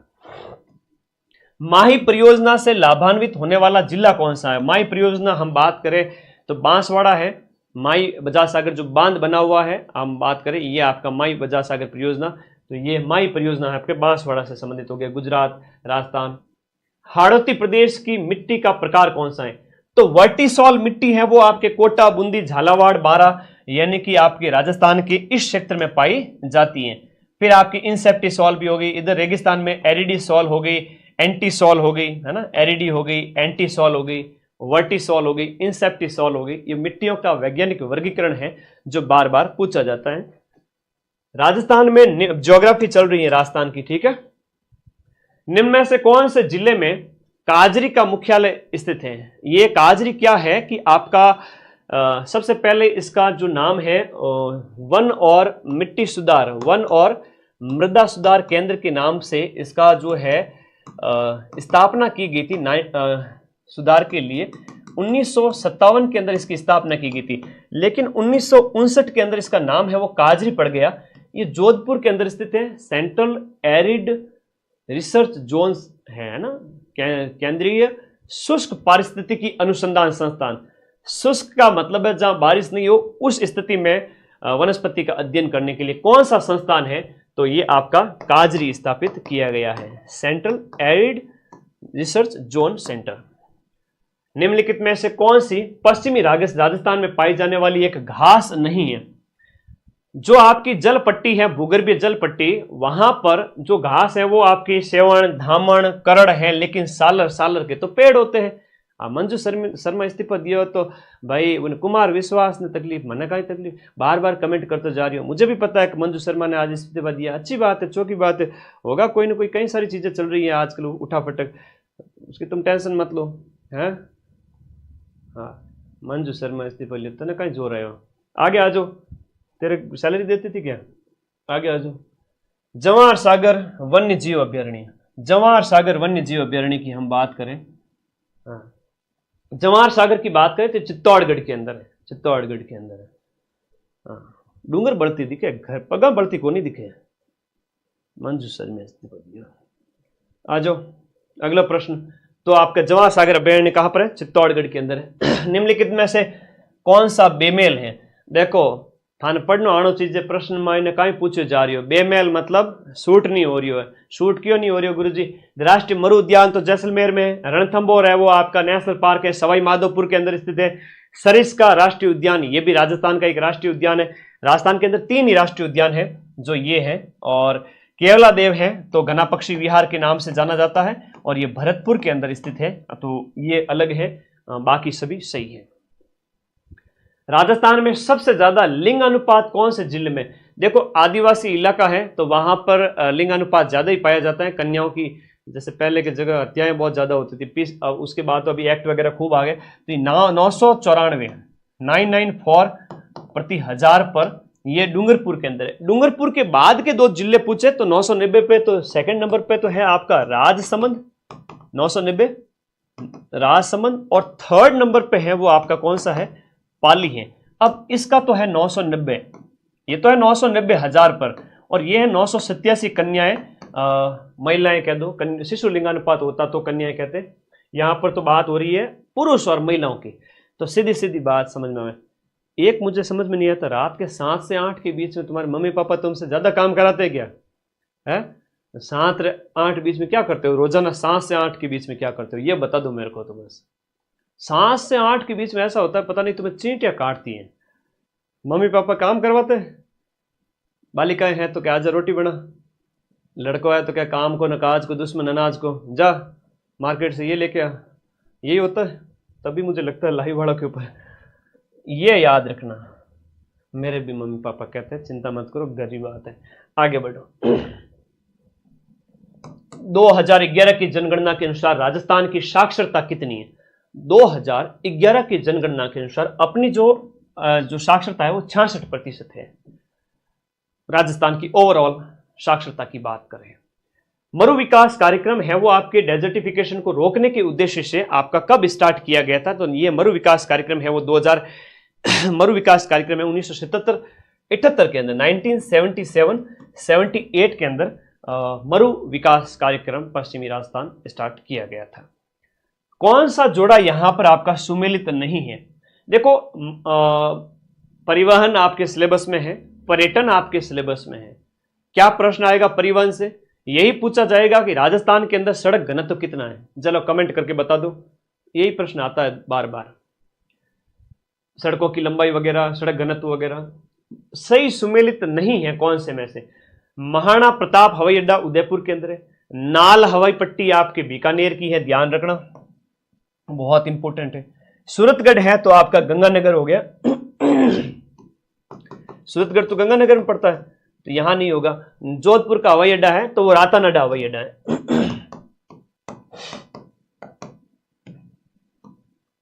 जोधपुर वाला है वो रातानाडा है। अगला देखो कोटा वाला, कोटा ग्रीन फील्ड है ना, ग्रीन फील्ड मतलब पास में एक और बना दिया जाए भार को कम करने के लिए उद्देश्य। राजस्थान राज्य पथ परिवहन निगम RSRTC, इस RSRTC की स्थापना है वो आपके कब की गई थी बताओ? RSRTC की स्थापना 1964 के अंदर अक्टूबर के महीने में की गई थी। RSRTC की स्थापना की गई थी। यह प्रश्न है आपके परिवहन वाले टॉपिक के। परिवहन वाले टॉपिक से एक ही प्रश्न ज्यादा पूछा जा रहा है बार बार कि राजस्थान के अंदर है वो सड़क घनत्व कितना है। तो मेरे प्यारे बच्चे, सड़क घनत्व जो है वह आपका कितना है राजस्थान का?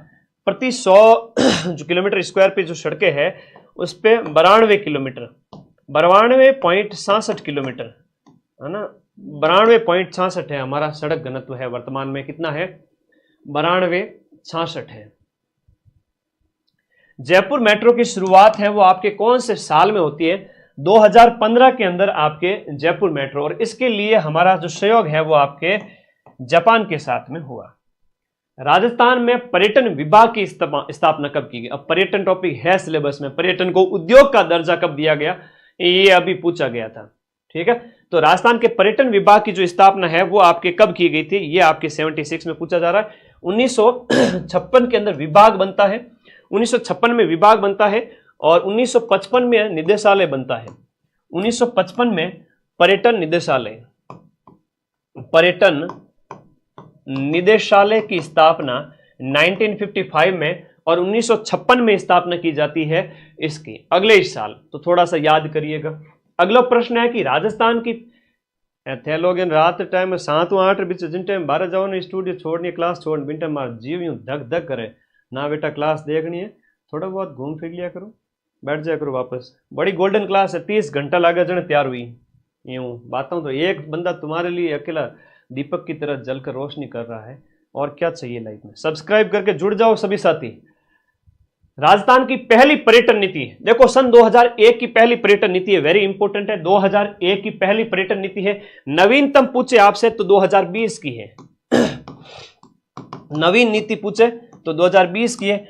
और 21 के अंदर भी कई सारी नीतियां आई है, 2021 की भी है, 22 की भी है और 24 की भी है, 2022 की भी है और 2024 की भी है। अब ये कौन कौन सी नीति है? 21 वाली तो इको टूरिज्म पॉलिसी, देखो पर्यटन सिलेबस में है और कौन से प्रश्न आएंगे वो बता देता हूं तुम्हें पहले ही, है ना। अभी तो 18 दिन पड़े हैं, 18 बार पेपर मिलाऊंगा, चिंता मत करो। इको टूरिज्म पॉलिसी अभी बस 7 तारीख तक वेट करो तुम, इस क्लास को देखो बार बार। ये हो गया ग्रामीण पर्यटन, 2022 के अंदर हो गया आपका ग्रामीण पर्यटन, एलो ग्रामीण गांव गांव में पर्यटन को बढ़ावा देने के उद्देश्य से। और 2024 में आती है पर्यटन इकाई नीति,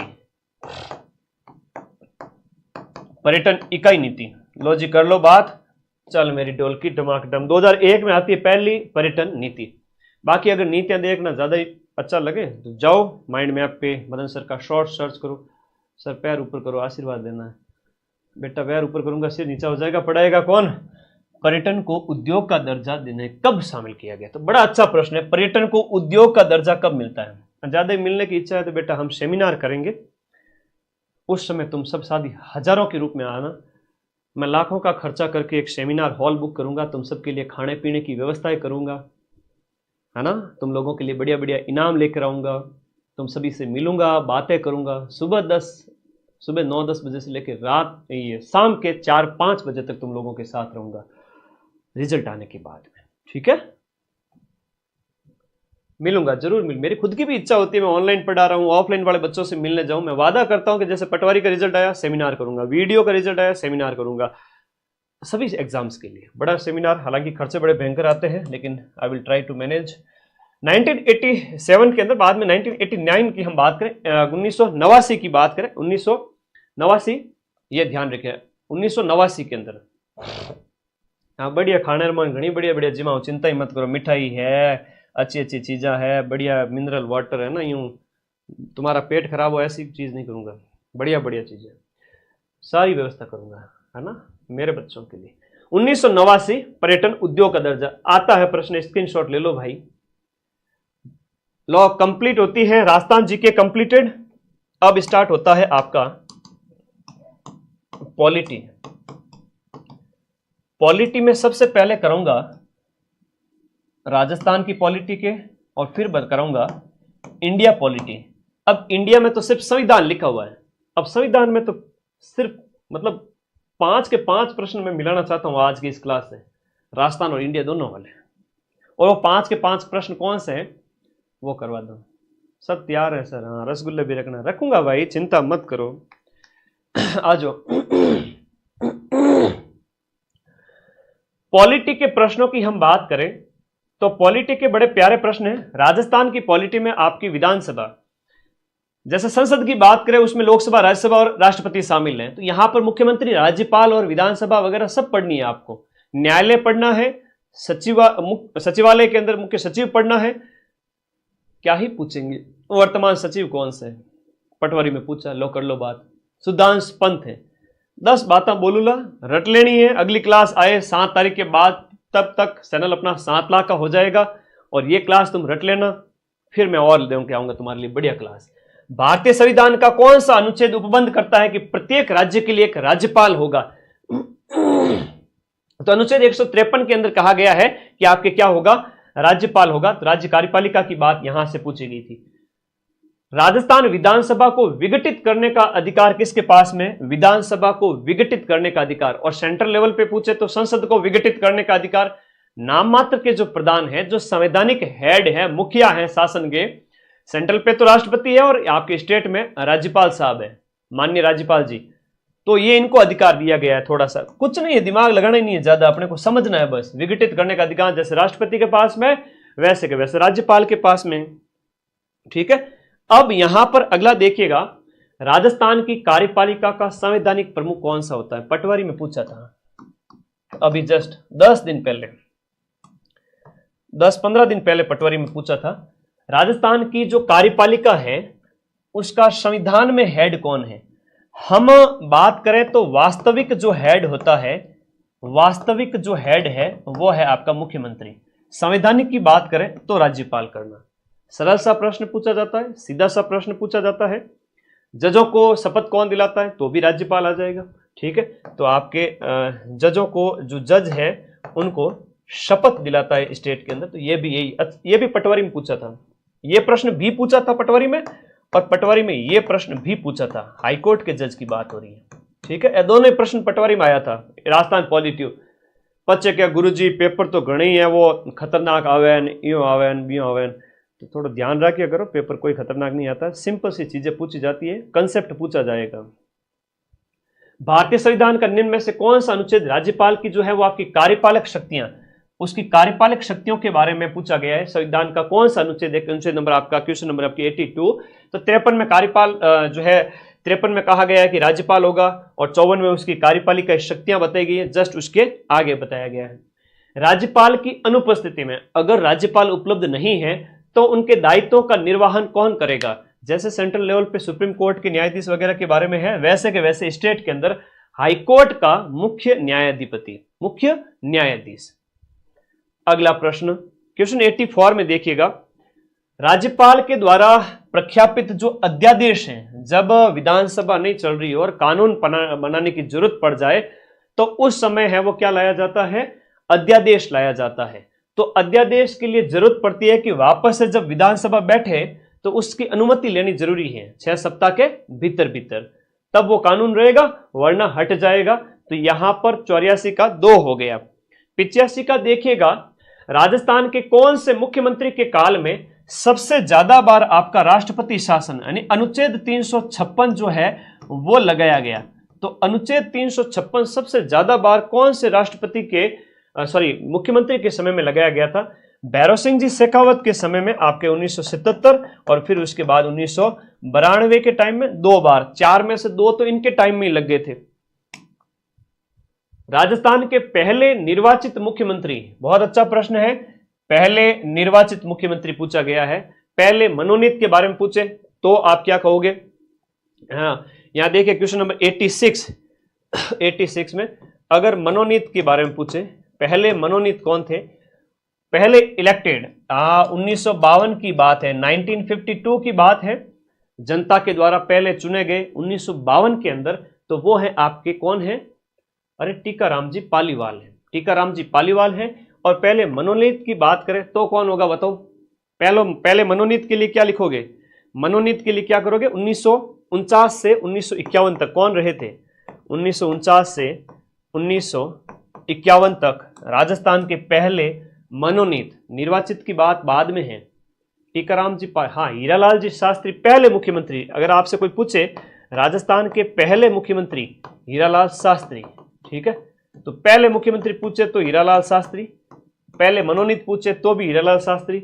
लेकिन शब्द अगर निर्वाचित पूछ लेवे, शब्द अगर ये आ जावे तब आप टीकाराम जी पालीवाल करोगे।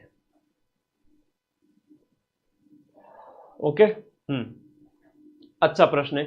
फिर क्वेश्चन नंबर 87, यहां देखिएगा, मुख्यमंत्री की नियुक्ति भारत के संविधान के कौन से अनुच्छेद के अंतर्गत होती है? तो अनुच्छेद 164, राज्यपाल के जस्ट बाद 150 वाले जो अनुच्छेद है, राज्यपाल के जस्ट बाद जैसे 160 के आसपास आते हैं तब ये आपके मुख्यमंत्री स्टार्ट हो जाते हैं। राजस्थान में राष्ट्रपति शासन 4 बार लगा है, और राजस्थान के अंदर राष्ट्रपति शासन कौन कौन से साल में लगा था? तो हम अगर बात करें, राजस्थान के अंदर राष्ट्रपति शासन 1967 में लगा था, 1966, फिर 1977, सॉरी 67, 77, 80 और 92। 77, 80 वाले ये दोनों के टाइम में, 77 से 80 के टाइम में जो छठी विधानसभा थी 1977 से 80 तक, ये भैरव सिंह जी के टाइम में, भैरव सिंह शेखावत के समय, ये तो भैरव सिंह शेखावत के समय में लगे थे। और ये चौथा वाला सबसे लंबा था, है ना, ये लगभग 1 साल टाइम लगा था। पहला पूछे तो मोहनलाल सुखाड़िया के समय लगा था, मोहनलाल सुखाड़िया जब सीएम थे। अब यह प्रश्न भी एग्जाम में बार बार आता है, फर्स्ट के टाइम में मोहनलाल सुखाड़िया जी सीएम थे, संपूर्णानंद है वो आपके राज्यपाल थे। तो 77, 80, 92 ये आप लोगों को याद रखना है, 77, 80, 92। दूसरा वाला कब लगा था? हरिदेव जोशी के समय में, ये आपका हरिदेव जोशी, हरिदेव जोशी, ठीक है। आगे आ जाओ, अगला राष्ट्रपति शासन का प्रश्न तो एग्जाम में आएगा ही आएगा। इंग्लिश कमजोर है, क्या करूं सर? मैं इंग्लिश को अगले 10 दिन के अंदर सुधार करवा दूंगा। टेंस तो आज ही सिखा के जाऊंगा, एक्टिव पैसिव भी आज सिखा के जाऊंगा, क्यों चिंता करते हो? इंग्लिश बहुत आसान है, हिंदी भी बहुत आसान है, अनेक गणित के लिए भी क्लास लगूंगा अलग। बाकी 105 क्वेश्चंस का मैटर मैं लेके आया हूं, 175 नंबर होते हैं 105 प्रश्नों के। राजस्थान में सबसे ज्यादा 4 बार मुख्यमंत्री जी आपके मोहनलाल जी सुखाड़िया जी, और अशोक जी की बात करें तो ये 3 बार, ठीक है। और अभी कह रहे हैं कि मैं चौथी बार भी आ जाऊंगा। भारत की स्वतंत्रता के बाद में राजस्थान के पहले मुख्यमंत्री कौन बने? स्वतंत्रता के जस्ट बाद में पहले मुख्यमंत्री हीरालाल जी शास्त्री, जो कि मनोनीत मुख्यमंत्री थे, ये आपको याद रखना है। 92, राज्य मंत्रिपरिषद अपने पद पर बना रहता है। राज्य मंत्रिपरिषद किसकी प्रसाद पर्यंत? राज्य मंत्रिपरिषद की बात करें तो ना, गणित मैं को नहीं पढ़ाऊं बेटा, गणित के लिए अलग गुरुजी पढ़ाएंगे। बाकी सारे सब्जेक्ट मैंने 4th ग्रेड का तो पढ़ा ही सकता हूँ, कोई बड़ा एग्जाम होगा तो सब्जेक्ट स्पेसिफिक फैकल्टी की जरूरत पड़ती है। 4th ग्रेड के लिए तो क्या ही जरूरत पड़े, है ना, सब पढ़े हुए हैं मैंने, ना चिंता मत करो, यूं हल्के में मत लेना, एग्जाम भी निकाले हुए सारे, ठीक है। हिंदी पढ़ी हुई है, इंग्लिश पढ़ी हुई है, उतनी तुम्हारे एग्जाम वाली तो मैं मिला दूंगा, उसके एक्स्ट्रा ज्यादा पढ़ के जाएगा वो बच्चा हमेशा परेशान ही होगा। एक मीडियम लेवल आता है यहाँ पर 4th ग्रेड का, कोई विशेष लेवल नहीं है। तो ये प्रश्न याद रखना, यहां पर मंत्रिपरिषद अपने पद पर कब तक बनी रहती है? राज्यपाल के प्रसाद पर्यंत, राज्यपाल के प्रसाद पर्यंत। हालांकि मैं अलग अलग टीचर्स की भी क्लास लगाऊंगा, लेकिन तुम लोगों को तो मेरी आदत लगी हुई है, क्या करें, है सर जी क्लास करा दो। तो साल में 1-2 मौके ऐसे आते हैं जब मैं आपको all subject mix class 4th grade जैसे एग्जाम के लिए तो करवा ही सकता हूँ। आप देखना अभी क्वेश्चन आएंगे हिंदी इंग्लिश सब, कंप्यूटर के भी बढ़िया क्वेश्चन आएंगे, 5 में से 5 क्वेश्चन मिलाएंगे पूरे। मुख्यमंत्री बनने के लिए, यानी कि आपका विधायक, ये भी तो एक तरह से विधायक ही होता है, एमएलए ही होता है, तो ये 25 साल की उम्र चाहिए होती है। 94वां जो क्वेश्चन है, कौन से साल राजस्थान विधानसभा की जो सदस्य संख्या बढ़ करके 200 कर दी गई थी? छठी विधानसभा की बात हो रही है। छठी विधानसभा ये आपकी 6th विधानसभा थी, छठी विधानसभा थी जब सदस्यों की संख्या आपके 160 से बढ़ा करके 200 कर दी गई थी। अच्छा प्रश्न है, 160 से या 184 से? 184 से, ये ध्यान रखो। 184 से बढ़ाकर 200, शुरुआत में 160 थी।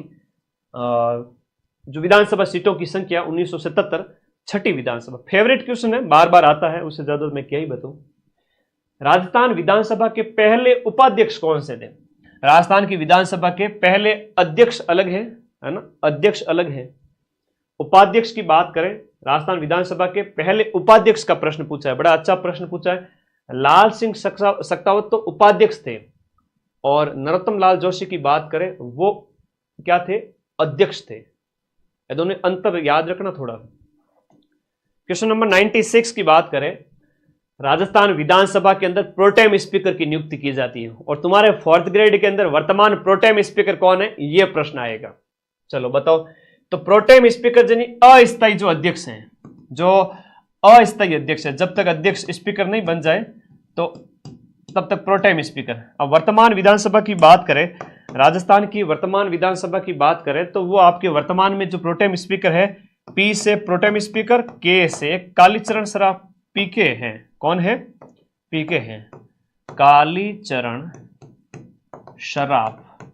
तो कालीचरण सराफ जी वर्तमान में प्रोटेम स्पीकर है। और स्पीकर की अगर बात करें तो वो कौन है, राजस्थान विधानसभा वर्तमान विधानसभा अध्यक्ष। ये तो अभी तक पूछा तो नहीं गया, अभी लेटेस्ट वाले पेपर के अंदर, 4th ग्रेड वाले पेपर में जरूर पूछा जाएगा कि राजस्थान विधानसभा के वर्तमान अध्यक्ष कौन है। विधानसभा अध्यक्ष वर्तमान में है, विधानसभा अध्यक्ष वो है नानी, और वो है नानी कौन, वासुदेव देवनानी। वासुदेव देवनानी जी है। ओके, प्रोटेम स्पीकर वो है कालीचरण जी सराफ।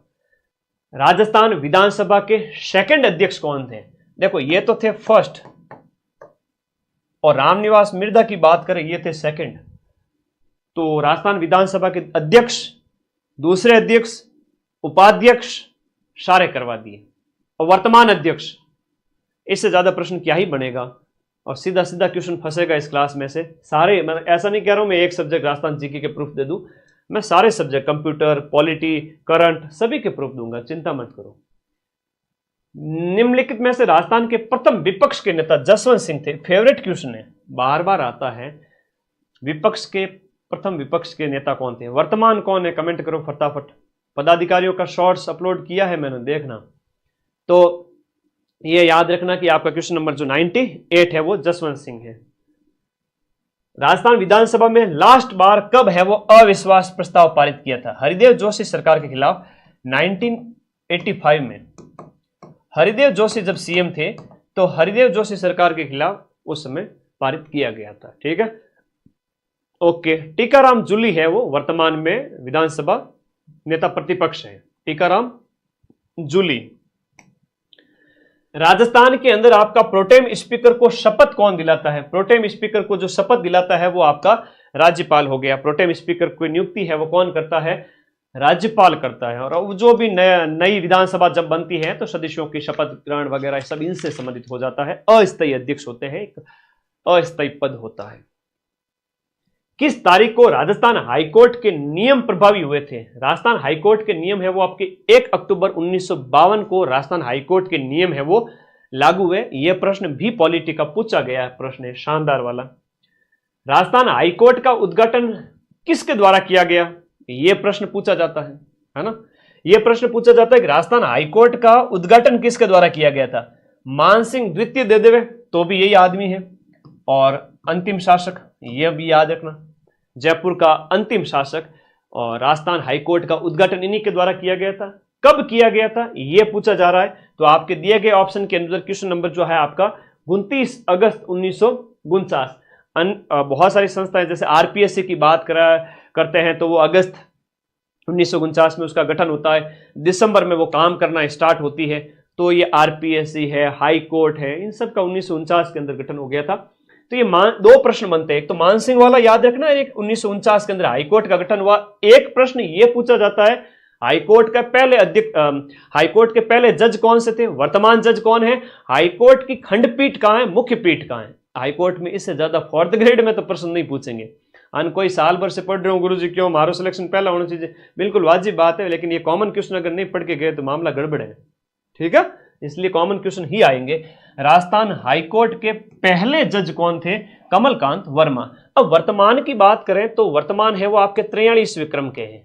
कौन से क्रम के बताना, वर्तमान की बात करें तो के.आर. श्रीराम है, के.आर. श्रीराम है जो मद्रास हाईकोर्ट से यहां लाए गए हैं, मद्रास से लाए हैं। अब पटवारी में प्रश्न पूछा था एम.एम. श्रीवास्तव, पटवारी में 10 दिन पहले अधीनस्थ बोर्ड ने पूछा कि राजस्थान हाईकोर्ट के मई तक के उससे पहले के जज पूछे थे, क्योंकि वो एग्जाम पोस्टपोन्ड हो गया था, इसलिए अब तुम्हारा एग्जाम तो पोस्टपोन्ड हुआ नहीं। तो MM श्रीवास्तव है वो लास्ट जज थे, ठीक है, 42वें। और वर्तमान की बात करें KR श्रीराम, ये 43वें हैं। इनको तो वहां भेज दिया गया मद्रास हाईकोर्ट, अभी वर्तमान में है KR श्रीराम। अभी एक और बढ़िया बात बताता हूं तुम लोगों को, देखो कमलकांत वर्मा इनका पूरा नाम, ठीक है। टोटल जो जजों की सीट है वो कितनी है, टोटल है वो 50, टोटल है वो आपके कितने जज हो सकते हैं, 50 जज हो सकते हैं। वर्तमान में कितने हैं, 43 है वो आपकी सीट भरी जा चुकी है, ठीक है। अब ये डाटा बार बार चेंज होता जाता है, ये आपकी फिल हो चुकी है, इतने जज पूरे हो चुके हैं। अब ये प्रश्न आते हैं एग्जाम में बार बार, मेरे भाई अच्छे अच्छे प्रश्न हैं। हाँ सर कॉल उठाओ, अब लाइव क्लास लेता हुआ कॉल कैसे उठाऊं ये बताओ। तो ये क्वेश्चन याद कर लेना, 50 जज हैं, 43 भर चुके हैं, 43वें जज यही हैं और लास्ट ये थे, पहले ये थे। अब इससे ज्यादा मैं कुछ नहीं कहूंगा, क्वेश्चन तो यहीं से आएगा। तुम्हारी अगर इच्छा है तो भाई PhD करते जाओ। 49+1 सही है, एक हाई मैन चीफ जस्टिस हो गए। राजस्थान हाईकोर्ट की मुख्य न्याय पीठ कहां पर है, राजस्थान हाईकोर्ट की जो प्रधान पीठ या मुख्य पीठ की बात करें जोधपुर के अंदर है, और जयपुर के अंदर एक खंड पीठ है ना। लेकिन मेन हाईकोर्ट तो आपके जोधपुर के अंदर है। हाईकोर्ट कहां पर है, जोधपुर के अंदर। शेयर करो, आज 5000 बच्चों का लाइव का बोला था मैंने, 5000 लाइव आने चाहिए। कहां गए बाकी वाले, 3800 आ गए, शाबाश। बस 4000 में 4000 आंखें, यानी 8000 आंखें हो गई। 4000 बच्चे, 8000 आंखें मुझे अभी देख रही हैं। वाह भाई, धन्य हो प्रभु। आगे बढ़ो, राजस्थान हाईकोर्ट की मुख्य पीठ है वो आपके कहां होगी, जोधपुर के अंदर। अब एक प्रश्न ये आता है कि ये पीठ कब स्थापित हुई, कमेंट करो फटाफट।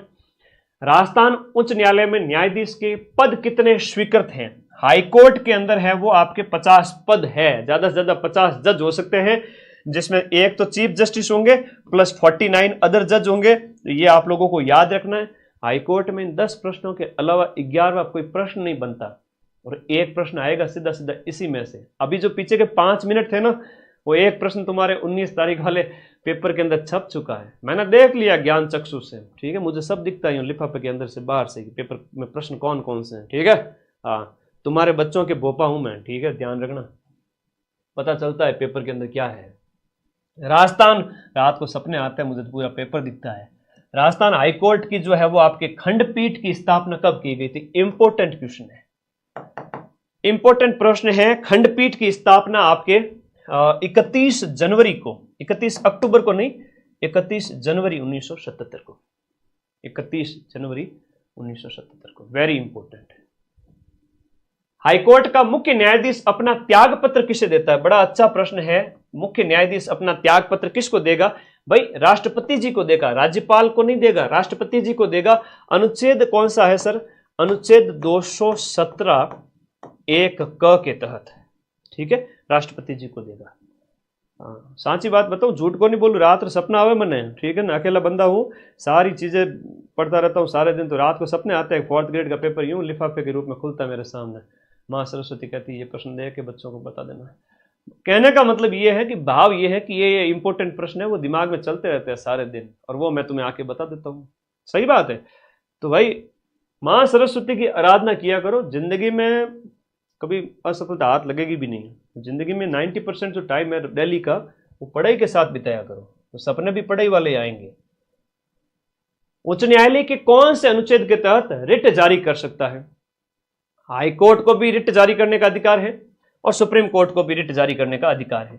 अनुच्छेद 226 के तहत किसके लिए सर, जो आपका आर्टिकल 32 है, जिससे हम कहते हैं मूल अधिकारों की आत्मा जिसे कहते हैं, मूल अधिकारों की आत्मा जिसे कहते हैं। संविधान की आत्मा तो प्रस्तावना है, लेकिन मूल अधिकारों की जो आत्मा है वो क्या है सर, वो अनुच्छेद 32 है, संवैधानिक उपचारों का अधिकार। अभी बताऊंगा।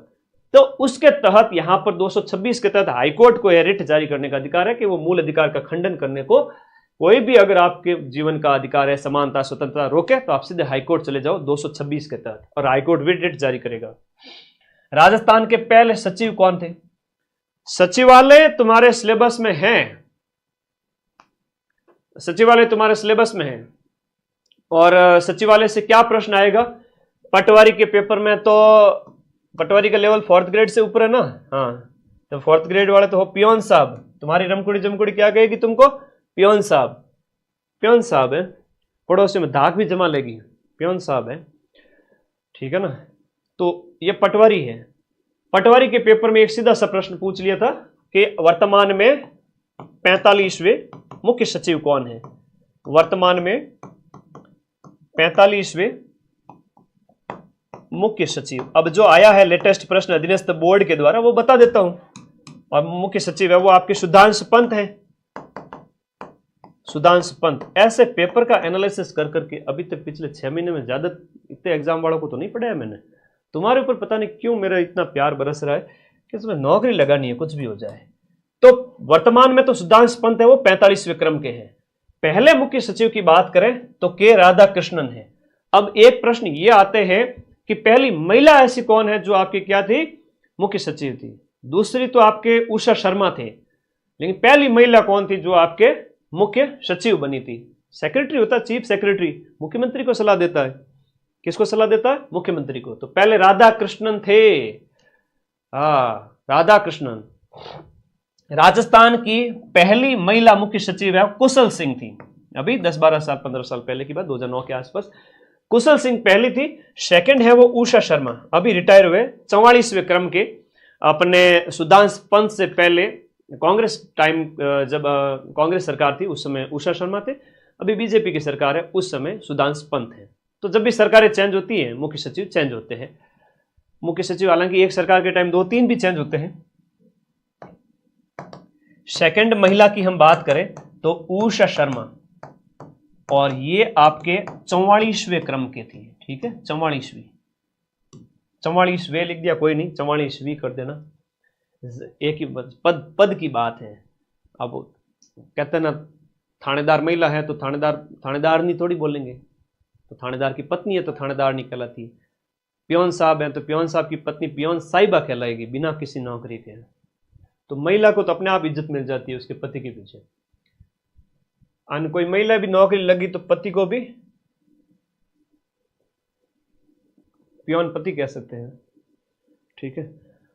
जिला आपदा प्रबंधन प्राधिकरण का जो हेड है वो कौन होता है, जिला आपदा प्रबंधन प्राधिकरण का हेड है वो डीएम होता है, डिस्ट्रिक्ट मजिस्ट्रेट होता है, जिसे हम जिला कलेक्टर कहते हैं। और आपदा वाला भी टॉपिक आपके सिलेबस में है, कांस्टेबल वालों के भी हैं और इनके भी हैं, 4th ग्रेड वालों के। किसे आपका दिए गए में से आपका किसे जिले में प्रमुख जनगणना अधिकारी, जनगणना का हेड किसे माना जाता है। अभी 2027 के अंदर इसका रिजल्ट आएगा, जनगणना 2021 वाली का। कब आएगा, 2027 में जनगणना यानी कि सेंसस ऑफ इंडिया, उसका रिजल्ट आएगा। तो जिला कलेक्टर है वो आपका सेंसस ऑफिसर होता है, सीओ जिला के अंदर, डीएम होता है जनगणना अधिकारी। आजादी के पहले प्रारंभ में किसने संविधान निर्मात्री सभा, राजस्थान पॉलिटी कंप्लीट होगी सर, होगी सर, आ जाओ इंडिया पॉलिटी की बात करते हैं। तो सर इंडियन पॉलिटी के अंदर हमारे सिलेबस में क्या है सर, इंडिया पॉलिटी के अंदर आपके सिलेबस में कुछ नहीं है, सिर्फ 2 ही चीजें लिखी हुई है। एक तो लिखा हुआ है संविधान और एक लिखा हुआ है आपके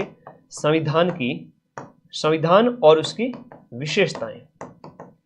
इससे ज्यादा कुछ लिखा हुआ ही नहीं है, न राष्ट्रपति वगैरह, कार्यपालिका, व्यवस्थापिका, न्यायपालिका। पियोन साहब को इतना टेंशन नहीं दी है, तो सीधे सीधे प्रश्न पूछे जाएंगे। आजादी से पहले संविधान निर्मात्री जो सभा की अगर हम बात करें तो आजादी से पहले जो संविधान निर्मात्री जो सभा थी वो आपके एमएन रॉय ने सबसे पहले कहा था कि भाई संविधान सभा होनी चाहिए, 1937 के अंदर ये कहा था। और ये भारतीय संविधान से पूछे जाने वाले टॉप 50 प्रश्न जो बार बार एग्जाम में आते हैं, 5 में से 5 यहां से फंस जाएंगे, ठीक है। अपने इस चैनल को सब्सक्राइब जरूर कर देना, आशीर्वाद सभी के साथ है, ठीक है। हम चलो भारतीय संविधान सभा की स्थापना कब की गई, हम संविधान सभा की स्थापना की बात को, पहली जो बैठक की बात करें संविधान सभा की, 9 दिसंबर 1946 को जब सच्चिदानंद सिन्हा को प्रथम अस्थायी अध्यक्ष बनाया गया था। सच्चिदानंद सिन्हा, और सच्चिदानंद सिन्हा को फर्स्ट अध्यक्ष बनाया गया। हालांकि ये तो 2 दिन के लिए रहे थे। फिर 11 दिसंबर 1946 को आपके राजेंद्र प्रसाद है वो राष्ट्रपति, अपने भारत के राष्ट्रपति राजेंद्र प्रसाद जी को क्या बना दिया गया था, संविधान सभा के स्थायी अध्यक्ष। अब ये 2 प्रश्न बार बार आते हैं, दोनों प्रश्न बार बार पूछते हैं। तो संविधान की जो बात करें कि संविधान सभा की स्थापना है वो कब हुई थी, तो ये 9 दिसंबर 1946 को हुई थी। 9 दिसंबर 1946। स्थायी अध्यक्ष का पूछे तो भी बता देना, अस्थायी पूछे तो भी बता देना। अस्थायी सच्चिदानंद जी, स्थायी राजेंद्र प्रसाद जी। 9 दिसंबर को पहली बैठक। अब जवाहरलाल नेहरू ने उद्देश्य प्रस्ताव कब प्रस्तुत किया था? अच्छा प्रश्न है। उद्देश्य प्रस्ताव बाद में जाकर के भारत की प्रस्तावना बनता है। हम भारत के लोग भारत को एक संपूर्ण प्रभुत्व संपन्न लोकतंत्रात्मक गणराज्य बनाने के लिए अथवा लोगों ने प्रस्तावना बोला था बचपन में, लेकिन जिस समय तुम्हारे बोलने की बारी आती थी उस समय चुप जाते थे पीछे। लो आज वापस क्वेश्चन पूछे जा रहे हैं। तो 13 दिसंबर 1946 को ये प्रस्तावना प्रस्तुत की गई थी और 22 जनवरी को ये प्रस्तावना है वो आपके पारित हो जाती है और बाद में उद्देश्य प्रस्ताव ही भारत की प्रस्तावना बनता है। तो यहां पर क्वेश्चन नंबर जो 115 है वो 13 दिसंबर याद रखना 1946। 9 दिसंबर को पहली बैठक, 10, 11, 12, 13, 4 दिन बाद में ही 47 मत कर देना, 13 दिसंबर 1946 है। अगला प्रश्न ये पूछा है कि संविधान सभा के स्थायी सभापति कौन थे? तो संविधान सभा के जो स्थायी अध्यक्ष है वो आपके 11 दिसंबर को जो बनते हैं 1946 को राजेंद्र प्रसाद जी बनते हैं। संविधान सभा के प्रथम मनोनीत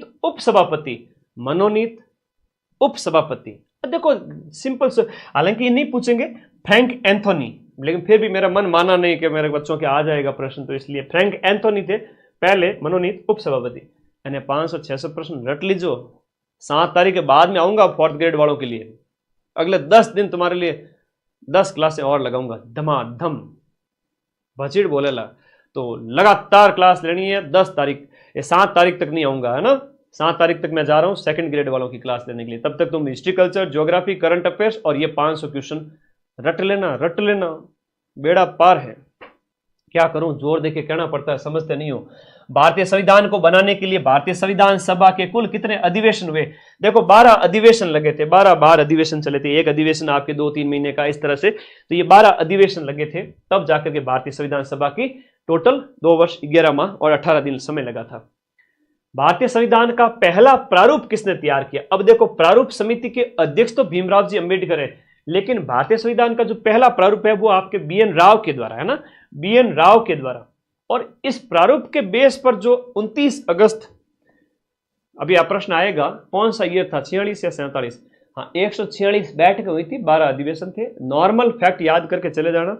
5 में से 5 क्वेश्चन इंडिया पॉलिटी के और 5 में से 5 प्रश्न राजस्थान पॉलिटी के हमें सही करने हैं। अगला देखिएगा, भारतीय संविधान सभा में कुल कितनी महिला सदस्य थी? अब 15 के 15 नाम तुम्हें याद नहीं करने, सरोजनी नायडू वगैरह ये सब, तो आपको तो यही याद रखना है कि 15 मेंबर थी। और ये प्रश्न अभी आ चुका है 2 महीने पहले।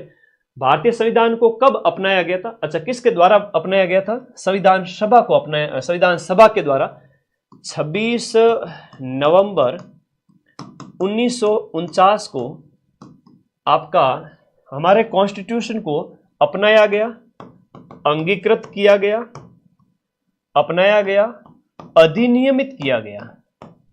तो ये 3 शब्द आते हैं और ये सीईटी में भी आए थे। बार बार ये प्रश्न, बार बार सीईटी में तो ऐसा हुआ इसी एक टॉपिक से 2 क्वेश्चन पूछ लिए। तो भारतीय संविधान को कब अपनाया गया था? 26 नवंबर 1949, और 26 नवंबर 1949 को संविधान सभा के द्वारा अपनाया गया था। अभी एक प्रश्न पूछा पटवारी के पेपर में, 26 नवंबर को मनाया गया संविधान दिवस, अभी 2024 का, उसकी थीम आपसे पूछी गई थी, ये आपको ध्यान रखना है। उसकी थीम आपसे पूछी गई थी, कोई बताएगा संविधान दिवस की थीम क्या थी? पटवारी के पेपर में पूछा था। अधीनस्थ बोर्ड वहां का करंट वापस भी पूछ सकता है। अगला देखिए, भारतीय संविधान के निर्माण के समय संवैधानिक सलाहकार कौन थे? हमारे संवैधानिक सलाहकार BN राव थे। कौन थे? BN राव थे। श्याम ये जो बेनेगल नरहरि राव। 123वां क्वेश्चन, अगला क्वेश्चन नंबर 123।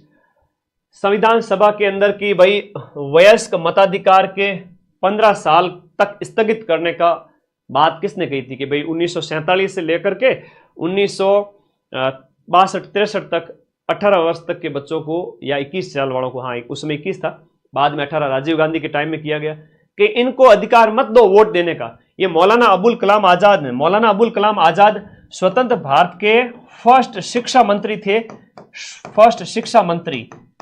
और ये प्रश्न आपके पटवारी में 15 दिन पहले पूछा गया था, ठीक है। फर्स्ट शिक्षा मंत्री भारत के कौन थे? मौलाना अबुल कलाम आजाद। तो यहां से आपको याद रह जाएगा।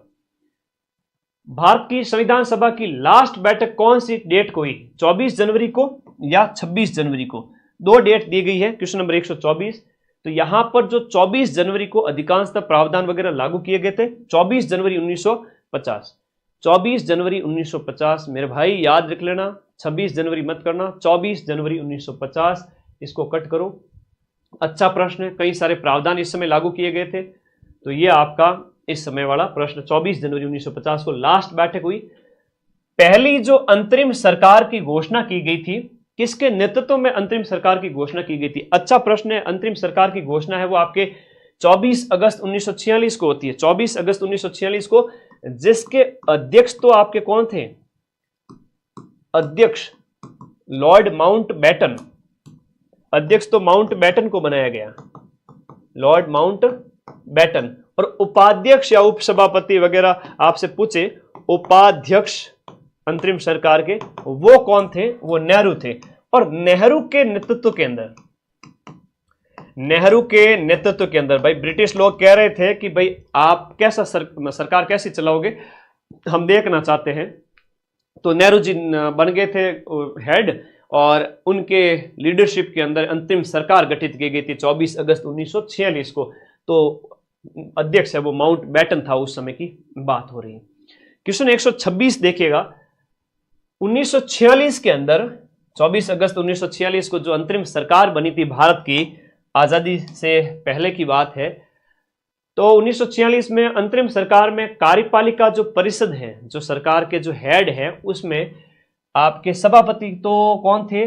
लॉर्ड माउंटबेटन था। लेकिन उप सभापति की बात हो रही है और वो थे नेहरू जी। और ये जुड़ते हुए प्रश्न है, कॉन्स्टिट्यूशन में बार बार यही आते हैं, याद कर लेना, इनको रट लेना सुबह उठ करके, है ना। सुबह शाम दोपहर 3 टाइम ये दवाई लेनी है, multiple time revision, 4th grade का पेपर निकल जाएगा।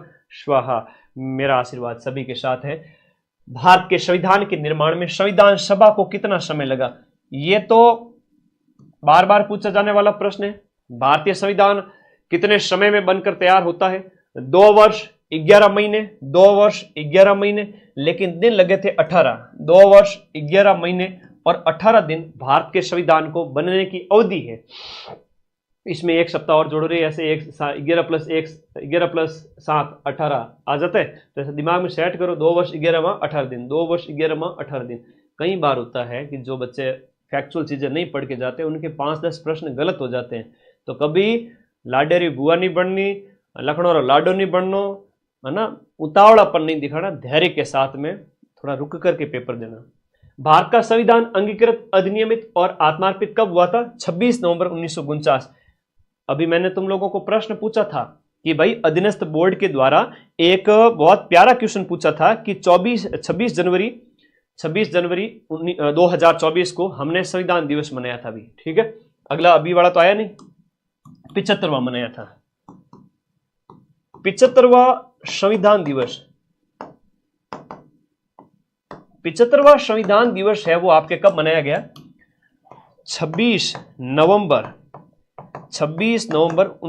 2024 को। अब इसकी थीम है वो पटवारी पेपर में पूछ लिया अधीनस्थ बोर्ड ने। तो थीम है हमारा संविधान हमारा स्वाभिमान, हमारा संविधान हमारा स्वाभिमान, हमारा संविधान हमारा स्वाभिमान।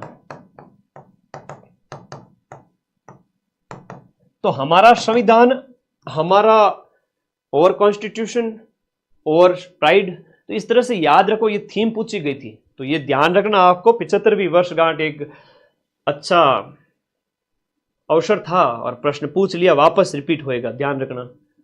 ठीक है, वापस रिपीट होने के पूरे चांस हैं। भारतीय संविधान दिवस कब मनाया जाता है? 26 नवंबर को मनाया जाता है और 2015 को फर्स्ट बार, है ना। हालांकि वर्षगांठ है 75वीं थी, लेकिन ये संविधान दिवस हमने 2015 से स्टार्ट किया था। ठीक है। भारतीय राजनीतिक व्यवस्था में इनमें से कौन है वो सर्वोच्च है? देखो, सबसे ऊपर तो संविधान है और संविधान का जो रक्षक है वो सर्वोच्च न्यायालय है। निम्नलिखित में से संविधान सभा की संघ संविधान समिति, एक मैं फोटो भी लगा दूंगा, समितियों के हेड 8 बड़ी समितियां हुआ करती थी। कितनी? 8 बड़ी समितियां हुआ करती थी। और इन 8 बड़ी समितियों में कह रहे हैं कि आपका संघ संविधान समिति, संघ के नेहरू जी थे। संघ के कौन थे? नेहरू जी थे। प्रांत के पूछे तो आपके पटेल थे, प्रांत के पूछे तो पटेल थे, संघ के पूछे तो नेहरू थे। प से प्रांत और प्रांत के पटेल जी थे। और हम बात करें प्रारूप समिति, जो सबसे इंपॉर्टेंट है, वो भीमराव जी अंबेडकर। प्रांतीय संविधान समिति, अब देखो सीधा सीधा पूछा है कि प्रांत वाला, तो प्रांत से मैंने तुम्हें ट्रिक बता दी, सरदार पटेल। प्रांत से सरदार पटेल। संविधान सभा ने डॉक्टर भीमराव जी अंबेडकर की अध्यक्षता में प्रारूप समिति का गठन कब किया था? संविधान का ढांचा बनाने के लिए प्रारूप समिति का अध्यक्ष है वो आपके भीमराव अंबेडकर जी की अध्यक्षता में 29 अगस्त 1947 को प्रारूप समिति का गठन किया था, है ना। लगभग 8-9 महीने बीत चुके थे, 8-1 महीने हुए संविधान सभा की पहली बैठक के बाद में ये बनी है।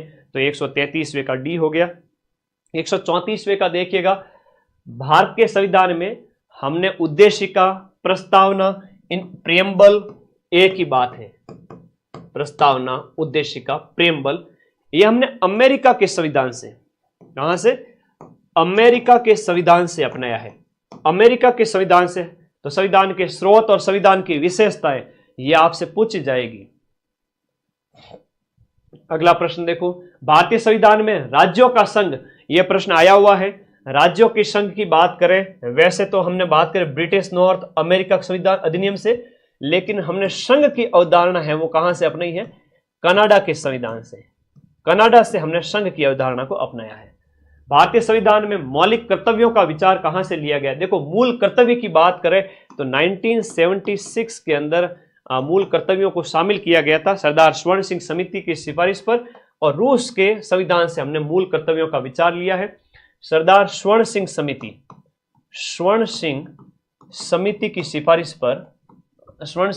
की सिफारिश पर आपका 42वां संविधान संशोधन अधिनियम 1976, और ये आपको याद रखना है मूल कर्तव्य, जो भाग 4 क के अंदर, 4 क के अंदर और अनुच्छेद 51 क के अंदर, अनुच्छेद 51 क के अंदर और भाग 4 क के अंदर है। तुम लोग नहीं चाहोगे ना तो भी मैं सिलेक्शन करा दूंगा तुम्हारा। मेरे साथ हो रखा है एक बार, बचपन में स्कूल की यादें बता देता हूँ। मुझे एक सब्जेक्ट बिल्कुल अच्छा नहीं लगता था, संस्कृत। मेरी मैडम जो पढ़ाने वाली थी वो इतने बार बार रिवीजन कराते थे कि मेरे को कई बार पढ़ने की उल्टी होती थी। मैंने कहा यार ये मैडम इतना क्यों पढ़ाते हैं। बाहर कई बार हुआ होगा, गुरुजी बार बार पढ़ाते हैं, सिर्फ आके बैठ जाया करो, अपने आप सिलेक्शन हो जाएगा। ठीक है, होता है, कई बार होता है सर। तो रसरी आवत जावत ते सिल पर पड़त निशान, वो वाली बात है। समवर्ती सूची वाला अच्छा प्रश्न है कि हमने समवर्ती सूची की संकल्पना है। देखो 7वीं अनुसूची वाला पटवारी में प्रश्न पूछा गया था। भारतीय संविधान के अंदर 7वीं अनुसूची है वो आपके किससे संबंधित है? तो वो आपके केंद्र राज्य से संबंधित है। केंद्र और राज्य में शक्तियों का बंटवारा जो है केंद्र और राज्य में, उनके बारे में है 7वीं अनुसूची। तो ये प्रश्न आया था। हमने ऑस्ट्रेलिया के कॉन्स्टिट्यूशन से समवर्ती सूची की अवधारणा को अपनाया है। सीधा सीधा प्रश्न आता है, इससे मिलते जुलते प्रश्न पटवारी में पूछे गए थे, आपके कौन सा अलग पूछ लेंगे, सीधी सी बात है, यही पूछेंगे। आगे देखो, कौन सा युग्म आपका यहां पर सुमेलित है? दिए गए में से आपका कौन सा जोड़ा है वो आपका सही तरीके से सुमेलित है? संविधान का जो दूसरा भाग है वो मौलिक अधिकार से संबंधित नहीं है, बल्कि आपका भाग 3 है, वो आपका भाग 3 आता है। भाग तीसरा है नागरिकता से संबंधित, भाग 2 है, नागरिकता से संबंधित भाग 2 है। संविधान का भाग 4A है, वो मौलिक कर्तव्यों से संबंधित है, बिल्कुल सही है। भाग नीति निर्देशक तत्व से संबंधित है, वो आपका भाग 4 है। भाग 4 के अंदर नीति निर्देशक तत्व अनुच्छेद 36 से 51 तक आते हैं। भारतीय संविधान में टोटल अनुसूचियों की बात करें तो शेड्यूल जो है वो 12 अनुसूची है। इनमें से 7वीं अनुसूची का प्रश्न पटवारी में पूछा था। 7वीं अनुसूची में संघ सूची, राज्य सूची, समवर्ती सूची का प्रश्न है। 10वीं अनुसूची है तो दल बदल के बारे में बात है, पॉलिटिकल पार्टीज में होता ना, तो वो प्रश्न पूछे जाते हैं। तो इंपॉर्टेंट अनुसूची है वो मैं रटवा दूंगा, बाकी तो भले ही कितना ही पढ़ो पूरे साल, लास्ट में यही प्रश्न आने हैं।